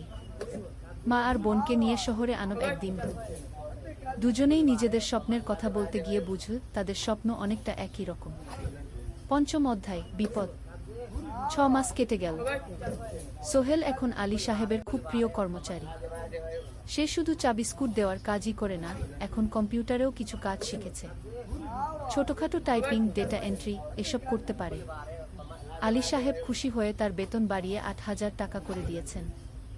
একদিন রাতে সোহেল অফিস থেকে ফিরছিল। সেদিন একটু দেরি হয়ে গেছে। রাত প্রায় 9টা। সাধারণত সোহেল সন্ধ্যা 7:30টায় ফিরে, কিন্তু সেদিন অফিসে একটা জরুরি কাজ ছিল।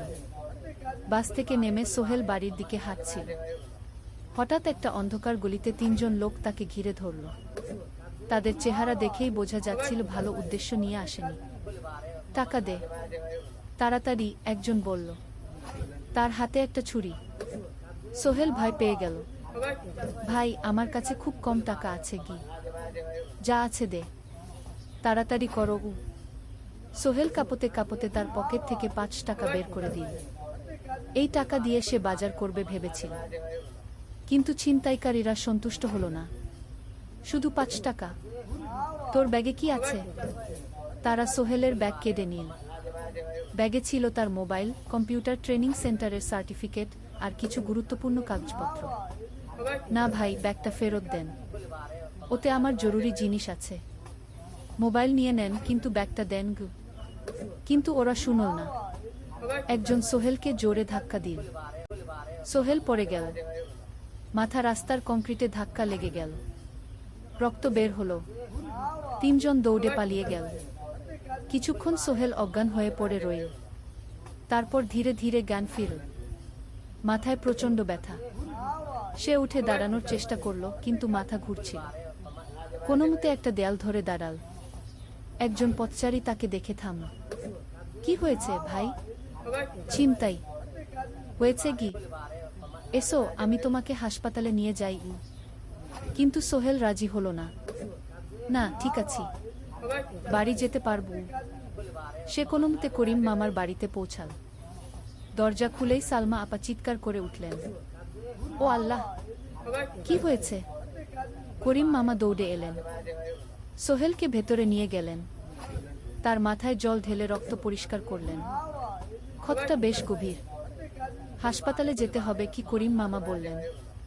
তারা একটা অটোরিকশা নিয়ে নিকটস্থ হাসপাতালে গেলেন।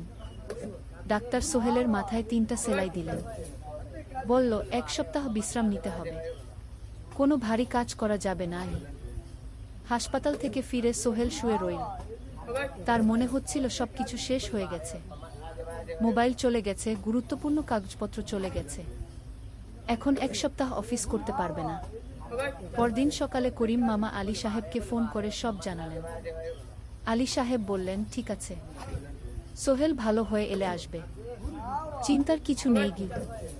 মিনা যখন এই খবর শুনল সে সন্ধ্যায় সোহেলকে দেখতে এলো করিম মামার বাড়িতে, সাথে এনেছিল কিছু ফল। কি হয়েছিল? মিনা চিন্তিত গলায় জিজ্ঞেস করল। সোহেল সব বলল। মিনা রেগে গেল। এই শহরে এখন অনেক অপরাধ বেড়ে গেছে, পুলিশ কিছু করে না। তুমি পুলিশে রিপোর্ট করেছ? না, লাভ নেই, তবুও করা উচিত। তোমার মোবাইলটা হয়তো খুঁজে পাওয়া যাবে কি। করিম মামা সোহেলকে নিয়ে পুলিশ স্টেশনে গেলেন, জেনারেল ডায়েরি করলেন, কিন্তু পুলিশ খুব একটা আশা দিল না। দেখি কিছু করা যায় কিনা গু। সোহেল বুঝল মোবাইল আর ফিরবে না। সেই এক সপ্তাহ সোহেলের জীবনের সবচেয়ে কঠিন সময় ছিল। সে শুধু শারীরিকভাবেই ক্ষতিগ্রস্ত হয়নি, মানসিকভাবেও ভেঙে পড়েছিল। প্রতি রাতে দুঃস্বপ্ন দেখত। সেই তিনজন ছিনতাইকারীর মুখ ভুলতে পারছিল না। মিনা প্রায় প্রতিদিন আসত, তাকে সাহস দিত। তুমি হাল ছেড়ো না সোহেল, জীবনে এরকম খারাপ সময় আসে, কিন্তু এটা কাটিয়ে ওঠাই হলো আসল বীরত্ব। সোহেলের মা গ্রাম থেকে ফোন করতেন, করিম মামার মোবাইল থেকে। তুই ভালো আছিস তো?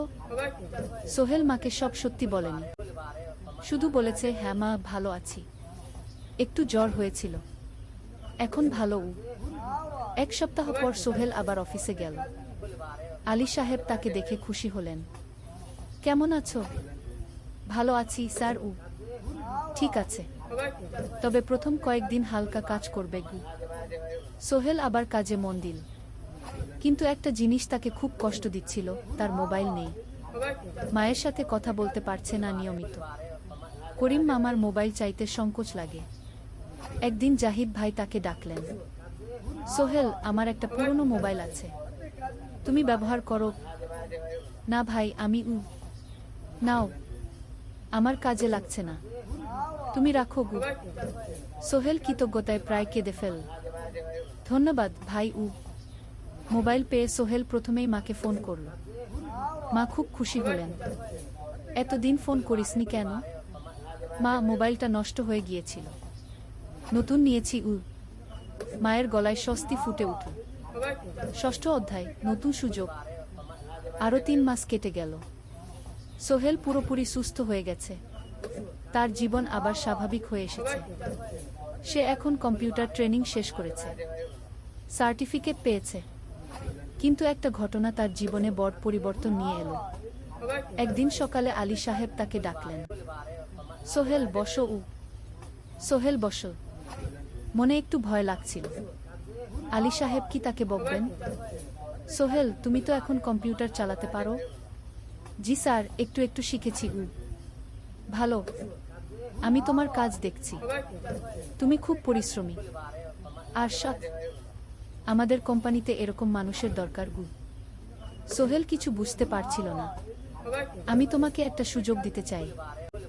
আমাদের কোম্পানি একটা ট্রেনিং প্রোগ্রাম চালু করছে নতুন কর্মচারীদের জন্য। 6 মাসের কোর্স, কম্পিউটার অ্যাকাউন্টিং, ভবন নির্মাণের হিসাব নিকাশ, প্রজেক্ট ম্যানেজমেন্ট সব শিখবে। কোম্পানি সব খরচ দেবে। ট্রেনিংয়ের সময় তোমার বেতনও চলবে। রাজি আছো? সোহেল বিশ্বাস করতে পারছিল না। স্যার, সত্যি আমাকে এত বড় সুযোগ দিচ্ছেন?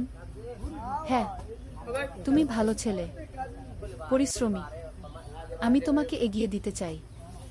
ভবিষ্যতে তুমি এই কোম্পানির একজন গুরুত্বপূর্ণ কর্মচারী হবে। সোহেল কৃতজ্ঞতায় প্রায় কেঁদে ফেলল। ধন্যবাদ স্যার, আমি কঠোর পরিশ্রম করব। আমি জানি। সেদিন সন্ধ্যায় সোহেল মিনার দোকানে গেল। মিনাকে খবরটা দিল। মিনা খুব খুশি হলো, তার চোখে জল এসে গেল। তুমি পারবে সোহেল, আমি জানি। সোহেল তার মা আর বোনকেও ফোন করে খবরটা দিল। মা কাঁদতে লাগলেন। তোর বাবা বেঁচে থাকলে কত খুশি হতো। ট্রেনিং শুরু হলো পরের মাস থেকে। প্রতিদিন সকালে 3 ঘন্টা ক্লাস, তারপর বাকি সময় অফিসের কাজ। ক্লাসে 5 জন নতুন কর্মচারী, সবাই তরুণ, উৎসাহী। শিক্ষক ছিলেন একজন অভিজ্ঞ ইঞ্জিনিয়ার, নাম রহিম স্যার। তিনি খুব ভালোভাবে সব কিছু বুঝাতেন। কম্পিউটার অ্যাকাউন্টিং, এক্সেলে জটিল ক্যালকুলেশন, প্রজেক্টের বাজেট তৈরি, সময় ব্যবস্থাপনা, সব।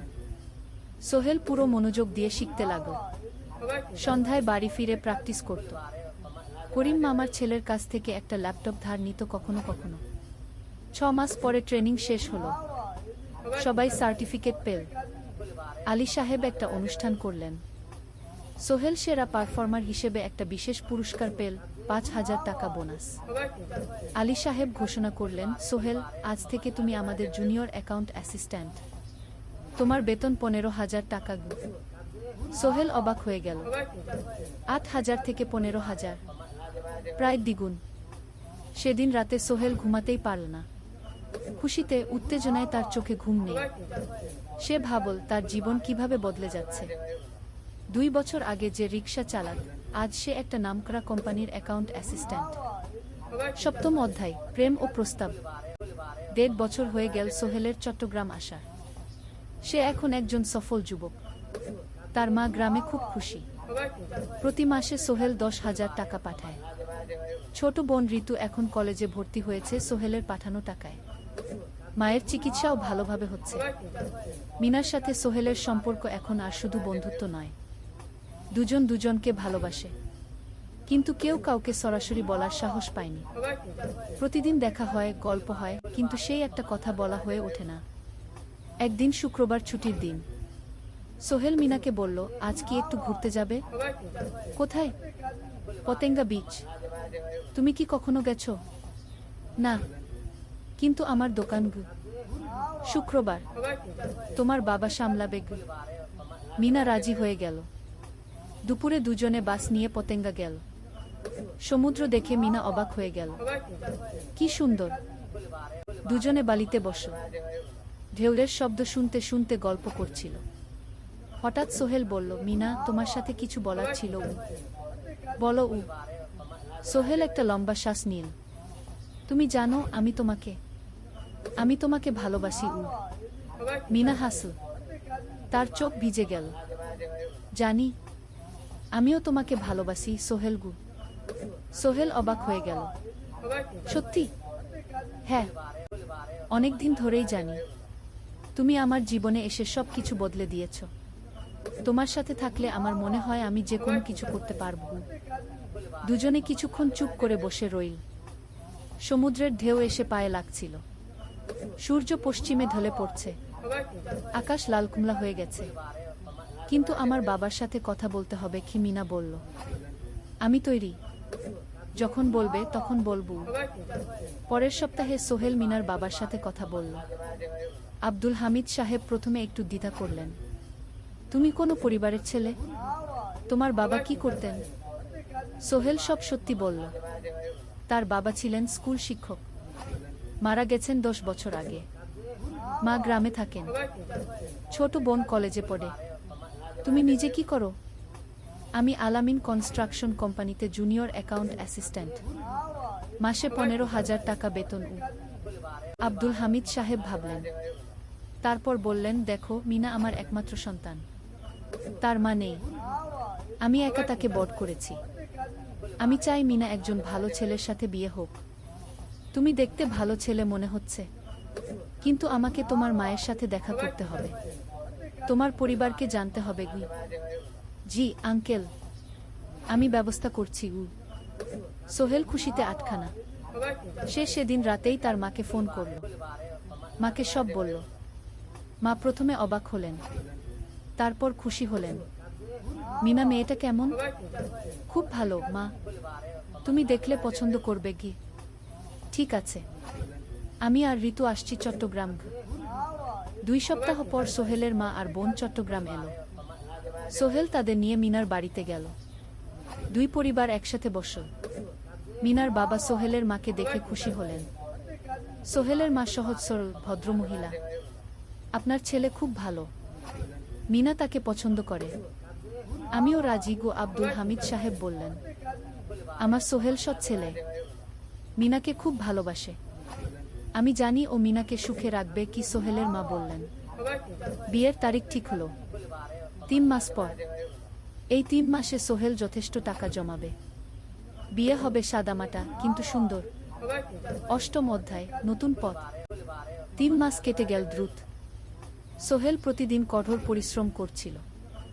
অফিসে তার কাজের প্রশংসা হচ্ছে। আলী সাহেব তাকে এখন ছোটখাটো প্রজেক্টের হিসাব দেখতে দিচ্ছেন। সোহেল তার সঞ্চিত টাকা দিয়ে বিয়ের আয়োজন করল। বিয়ে হলো মিনার বাড়ির কাছের একটা কমিউনিটি সেন্টারে।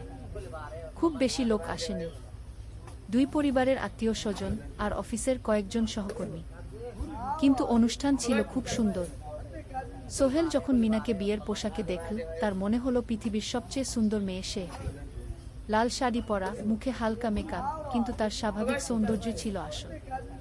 বিয়ের পর সোহেল একটা ছোট্ট ফ্ল্যাট ভাড়া নিল। 2 রুমের ফ্ল্যাট, মাসে ভাড়া 5,000 টাকা। মিনা এখনও তার পড়াশোনা চালিয়ে যাচ্ছে। আরও 1 বছর বাকি গ্রাজুয়েশন শেষ হতে। সোহেলের মা আর বোন গ্রামে ফিরে গেল। মা বলে গেলেন, সোহেল, মিনাকে ভালো রাখিস। মেয়েরা অনেক ত্যাগ করে সংসার করতে গু। জানি মা গু। নতুন জীবন শুরু হলো। সোহেল সকালে অফিসে যায়, সন্ধ্যায় ফেরে। মিনা সকালে কলেজে যায়, দুপুরে ফিরে রান্না করে, ঘর গোছায়। সন্ধ্যায় দুজনে একসাথে বসে পড়াশোনা করে, গল্প করে, টিভি দেখে। জীবন সুন্দর ছিল, কিন্তু চ্যালেঞ্জও ছিল। মাসিক খরচ, ভাড়া 5,000, বাজার 3,000, বিদ্যুৎ গ্যাস 1,000, মায়ের জন্য 5,000, মিনার কলেজের খরচ 1,002। মোট প্রায় 14,000 টাকা। বাঁচত মাত্র 1,000 খানেক। কিন্তু সোহেল হাল ছাড়ল না। সে সন্ধ্যায় একটা কম্পিউটার ট্রেনিং সেন্টারে পার্ট টাইম পড়ানো শুরু করল। সপ্তাহে 3 দিন 2 ঘন্টা করে। এতে মাসে আরও 3,000 টাকা আসতে লাগল। মিনাও বসে থাকল না। সে বাড়িতে বসে কয়েকজন স্কুলের ছাত্রছাত্রীকে টিউশন পড়াতে শুরু করল। মাসে 2,000 টাকা আয়। এভাবে কেটে গেল 6 মাস। দুজন মিলে পরিবার চালাচ্ছে, স্বপ্ন দেখছে। একদিন সোহেল বলল, মিনা, আমি একটা নতুন স্বপ্ন দেখছি গু। কি? আমি নিজে একটা ছোট্ট কনস্ট্রাকশন কোম্পানি খুলতে চাই। ছোট ছোট প্রজেক্ট নেব। বাড়ি মেরামত, ছোট বিল্ডিং বানানো, এসব গু। তোমার কি যথেষ্ট অভিজ্ঞতা আছে? আছে। আমি 2 বছর ধরে এই কাজের সাথে জড়িত। অনেক কিছু শিখেছি। আর আলী সাহেবও আমাকে সাহায্য করবেন গু। কিন্তু টাকা কোথায়? কোম্পানি খুলতে তো অনেক টাকা লাগবে গি। আমি জমাচ্ছি। আরও 1 বছর কাজ করব। তারপর চেষ্টা করব। মিনা তাকে সমর্থন দিল। তুমি পারবে। তোমার মধ্যে সেই শক্তি আছে কি? নবম অধ্যায়, চ্যালেঞ্জের সময়। কিন্তু ভাগ্য সবসময় অনুকূলে থাকে না। সোহেল যখন স্বপ্ন দেখছিল নিজের কোম্পানি খোলার, তখনই একটা বড় সমস্যা এলো। আলী সাহেবের কোম্পানি একটা বড় প্রজেক্ট পেয়েছিল। একটা 10 তলা বিল্ডিং বানানোর কাজ। কিন্তু প্রজেক্টের প্রধান ইনভেস্টর হঠাৎ পালিয়ে গেল। তিনি কোম্পানির কাছ থেকে প্রায় 50 লাখ টাকা নিয়ে গেছেন, কিন্তু কাজ শেষ হয়নি। কোম্পানি বড় ক্ষতির মুখে পড়ল। আলী সাহেব অনেক কর্মচারীকে ছাঁটাই করতে বাধ্য হলেন। প্রায় 10 জনকে চাকরি থেকে বাদ দিলেন। বাকিদের বেতন কমাতে হলো। সোহেলকে আলী সাহেব ডেকে বললেন, সোহেল, আমি তোমাকে রাখতে চাই। তুমি বিশ্বস্ত কর্মচারী। কিন্তু তোমার বেতন কমাতে হবে। 15,000 থেকে 10,000 সোহেল মনে মনে চিন্তায় পড়ে গেল। 10,000 টাকায় সংসার চলবে কিভাবে? মায়ের খরচ, ভাড়া, বাজার সব মিলিয়ে তো 14,000 টাকা লাগে। কিন্তু সে কিছু বলল না। ঠিক আছে স্যার। বাড়ি ফিরে সোহেল মিনাকে সব বলল। মিনা চিন্তিত হয়ে গেল। এখন কি হবে? চিন্তা করো না। আমি পার্ট টাইম টিউশনির সময় বাড়াব। আর তুমিও বেশি করে টিউশন নাও। কিন্তু আমার তো পড়াশোনাও আছে গি।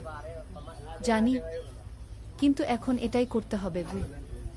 সোহেল সন্ধ্যায় আরও 2টো জায়গায় পার্ট টাইম কাজ খুঁজল। একটা দোকানের সন্ধ্যায় হিসাব দেখার কাজ পেল। মাসে 2,000 টাকা। আরেকটা জায়গায় সপ্তাহান্তে কম্পিউটার রিপেয়ারের কাজ পেল। মাসে 1,500 টাকা। মিনাও 3 জন নতুন স্টুডেন্ট নিল টিউশনে। তার আয় বাড়ল 2,000 থেকে 3,500-এ। কঠিন সময় ছিল। সোহেল সকাল 8টায় অফিসে যেত, সন্ধ্যা 6টায় ফিরত। তারপর একটু বিশ্রাম নিয়ে 7:30টায় বের হতো পার্ট টাইম কাজে। রাত 10টায় বাড়ি ফিরত। রবি সোমবার কম্পিউটার রিপেয়ারের কাজ। মিনাও সকালে কলেজে যেত, দুপুরে ফিরে রান্না করত, তারপর বিকেলে টিউশন পড়াত, রাতে খাওয়া দাওয়ার পর পড়াশোনা করত। দুজনেরই শরীর খারাপ হতে শুরু করল। সোহেল একদিন অফিসে অজ্ঞান হয়ে পড়ে গেল। ডাক্তার দেখাতে নিয়ে গেল। ডাক্তার বলল অতিরিক্ত পরিশ্রম, শরীরে পুষ্টির অভাব, ঠিকমতো খাচ্ছেন না মনে হচ্ছে ঘি। সত্যি কথা, খরচ বাঁচাতে সোহেল আর মিনা অনেক সময় কম খেত। মাংস মাছ কিনত সপ্তাহে একদিন, বাকি সময় শাকসবজি ডাল। মিনা সোহেলকে বলল, আর নয় সোহেল, তুমি এভাবে নিজেকে শেষ করে ফেলছ। আমার পড়াশোনা বন্ধ করে দিই, আমি ফুল টাইম চাকরি করি কি। না, সোহেল জোর দিয়ে বলল, তোমার পড়াশোনা বন্ধ হবে না, আরও মাত্র 6 মাস বাকি, তুমি গ্রাজুয়েট হবেই গি। কিন্তু তুমি আমি ঠিক হয়ে যাব, চিন্তা করো না গে। কিন্তু পরিস্থিতি আরও খারাপ হলো যখন সোহেলের মায়ের অসুখ হলো, হার্টের সমস্যা। হাসপাতালে ভর্তি করতে হলো, খরচ 50,000 টাকা। সোহেলের হাতে এত টাকা কোথায়? সে করিম মামার কাছে ধার চায়। করিম মামা 20,000 টাকা দিলেন, বাকি 30,000 টাকা সোহেল একটা এনজিও থেকে ঋণ নিল। সুদের হার মাসে 2%। মায়ের চিকিৎসা হলো, তিনি সুস্থ হয়ে গেলেন। কিন্তু সোহেল এখন ঋণের বোঝায় পড়ে গেল। প্রতি মাসে 3,000 টাকা করে কিস্তি দিতে হবে। সেই রাতে সোহেল আর মিনা বিছানায় শুয়ে কথা বলছিল। সোহেল বলল, মিনা, আমি মনে হয় ভুল করেছি, শহরে এসে বিয়ে করে তোমাকে কষ্টে ফেলেছি গু। মিনা তার হাত ধরল। না সোহেল, তুমি ভুল করনি। জীবনে এরকম খারাপ সময় আসে, কিন্তু এটা কাটিয়ে ওঠাই হলো আসল শক্তি। আমরা একসাথে আছি, একসাথে থাকব, সবকিছু ঠিক হয়ে যাবে। মিনার কথায় সোহেল একটু সাহস পেল। হ্যাঁ, হাল ছাড়া যাবে না। 10ম অধ্যায়, আলোর দিকে। 3 মাস পরে পরিস্থিতি একটু ভালো হতে শুরু করল। আলী সাহেবের কোম্পানি একটা নতুন প্রজেক্ট পেল, একটা স্কুল বিল্ডিং বানানোর কাজ। কোম্পানি আবার স্থিতিশীল হতে শুরু করল। আলী সাহেব সোহেলকে ডেকে বললেন, সোহেল, আমি তোমার কঠোর পরিশ্রম দেখেছি, খারাপ সময়েও তুমি কোম্পানি ছেড়ে যাওনি, আমি কৃতজ্ঞ। আজ থেকে তোমার বেতন আবার 15,000 টাকা। সোহেল খুশি হয়ে গেল। ধন্যবাদ স্যার। মিনাও গ্রাজুয়েশন শেষ করল, ভালো ফলাফল করল, সে এখন চাকরি খুঁজছে। একদিন মিনা একটা প্রাইভেট স্কুলে শিক্ষিকার ইন্টারভিউ দিতে গেল। ইন্টারভিউ ভালো হলো, তাকে নিয়োগ দেওয়া হলো, বেতন 12,000 টাকা। সেদিন সন্ধ্যায় দুজনে মিলে একটা ছোট্ট পার্টি করল, একটা বিরিয়ানি কিনল, কোমল পানীয় কিনল, দুজনে মিলে খেল। আমরা পেরেছি সোহেল, মিনা বলল। হ্যাঁ, আমরা পেরেছি গু। এখন দুজনের মিলিয়ে আয় 27,000 টাকা। খরচ চালানোর পর প্রায় 10,000 টাকা বাঁচে। সোহেল এই টাকা দিয়ে লোন শোধ করতে শুরু করল, পার্ট টাইম কাজগুলো ছেড়ে দিল, শরীরের যত্ন নেওয়া শুরু করল। আরও 6 মাস পরে সোহেলের কাছে একটা বড় সুযোগ এলো। আলী সাহেব একদিন তাকে ডাকলেন। সোহেল, তুমি কি নিজের ব্যবসা করতে চাও? স্যার, আমি তোমাকে একটা ছোট্ট প্রজেক্ট দিতে চাই, একটা 3 তলা বিল্ডিংয়ের কনস্ট্রাকশন। তুমি ম্যানেজ করবে, আমি শুধু সুপারভাইজ করব। লাভের 50% তোমার। সোহেল ভাবল, এটা একটা বড় সুযোগ, কিন্তু ঝুঁকিও আছে। যদি কাজটা ভালোভাবে না হয়? স্যার, আমি চেষ্টা করব, কিন্তু যদি ভুল হয়? ভুল হবে না, আমি তোমার উপর বিশ্বাস রাখছি, তুমি পারবে গি। সোহেল রাজি হয়ে গেল। এই প্রজেক্ট তার জীবনে টার্নিং পয়েন্ট হতে পারে। 11 অধ্যায়, স্বপ্ন পূরণের পথে। পরের 6 মাস সোহেল খুব কঠোর পরিশ্রম করল। প্রজেক্টটা ম্যানেজ করা সহজ ছিল না। শ্রমিক নিয়োগ, ম্যাটেরিয়াল কেনা, কাজের তদারকি, সময়মতো কাজ শেষ করা, সব দায়িত্ব তার। প্রথম 2 মাস খুব চাপের মধ্যে গেল। একদিন একজন শ্রমিক কাজ করতে গিয়ে আহত হলো। সোহেল তাকে হাসপাতালে নিয়ে গেল, তার চিকিৎসার খরচ দিল। এতে প্রজেক্টের বাজেট একটু বাড়ল, কিন্তু সোহেল জানত এটা করা দরকার। আরেকদিন ভুল ম্যাটেরিয়াল ডেলিভারি হলো। সোহেল সেগুলো ফেরত পাঠাল, সঠিক জিনিস আনাল। এতে 3 দিন দেরি হলো, কিন্তু কাজের মান ঠিক রইল। মিনা তাকে সবসময় সাপোর্ট করছিল। সে এখন চাকরিতে স্থিতিশীল। স্কুলের বাচ্চারা তাকে পছন্দ করে। প্রিন্সিপাল তার কাজে খুশি। প্রজেক্ট শেষ হলো 6 মাসে, সময়মতো বাজেটের মধ্যে। বিল্ডিংয়ের মালিক খুব খুশি হলেন। তিনি আলী সাহেবকে ধন্যবাদ দিলেন। আলী সাহেব বললেন, ধন্যবাদ আমাকে না, এই ছেলেকে দিন। সোহেল পুরো প্রজেক্ট ম্যানেজ করেছে। প্রজেক্ট থেকে মোট লাভ হলো 3 লাখ টাকা। সোহেল পেল 1.5 লাখ টাকা। তার জীবনে এত টাকা এই প্রথম। সে করিম মামার ঋণ শোধ করল, এনজিওর বাকি ঋণ শোধ করল। তারপর তার মাকে 50,000 টাকা পাঠাল। মা দিয়ে গ্রামের বাড়িটা একটু মেরামত করাল, বোন ঋতুর জন্য একটা ল্যাপটপ কিনল। বাকি টাকা দিয়ে সোহেল একটা ব্যাংক অ্যাকাউন্টে জমা রাখল ভবিষ্যতের জন্য। আলী সাহেব সোহেলকে আরও 2টো প্রজেক্ট দিলেন। এবার একটু বড়। সোহেল আত্মবিশ্বাসের সাথে সেগুলোও শেষ করল। 2 বছর পরে সোহেল সিদ্ধান্ত নিল, এবার নিজের কোম্পানি খোলার সময় এসেছে। দ্বাদশ অধ্যায়, নতুন শুরু। সোহেল তার সব জমানো টাকা দিয়ে একটা ছোট্ট অফিস ভাড়া নিল। 2 রুমের অফিস। একটা রুমে কাজের জায়গা, আরেকটায় ছোট্ট মিটিং রুম। অফিসের সামনে একটা বোর্ড লাগাল, Sohel construction and development. Mina তাকে সাহায্য করছিল। সে অফিসের অ্যাকাউন্টস দেখত সন্ধ্যায় স্কুল থেকে ফিরে। দুজন মিলে একটা টিম। প্রথমে ছোট ছোট কাজ নিল, বাড়ি মেরামত, দোকান সংস্কার, ছোট বিল্ডিং কনস্ট্রাকশন। কাজের মান ভালো রাখার চেষ্টা করল, সময়মতো শেষ করল, দাম ন্যায্য রাখল। ধীরে ধীরে সোহেলের সুনাম ছড়িয়ে পড়ল। মানুষ তাকে বিশ্বাস করত। তার কাছে নতুন নতুন কাজ আসতে লাগল। প্রথম বছর খুব কষ্ট হলো, কখনো লাভ হতো, কখনো লস। কিন্তু সোহেল থেমে থাকল না। সে শিখতে লাগল ব্যবসা কিভাবে চালাতে হয়। দ্বিতীয় বছরে পরিস্থিতি ভালো হলো। সোহেল এখন 3 জন স্থায়ী কর্মচারী নিয়োগ দিল।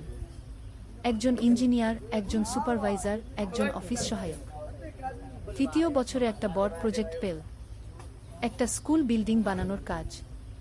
5 তলা বিল্ডিং। সোহেল পুরো মনোযোগ দিয়ে কাজটা করল।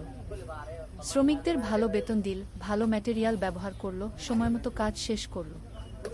স্কুল কর্তৃপক্ষ খুব খুশি হল। তারা সোহেলের কাজের প্রশংসা করল।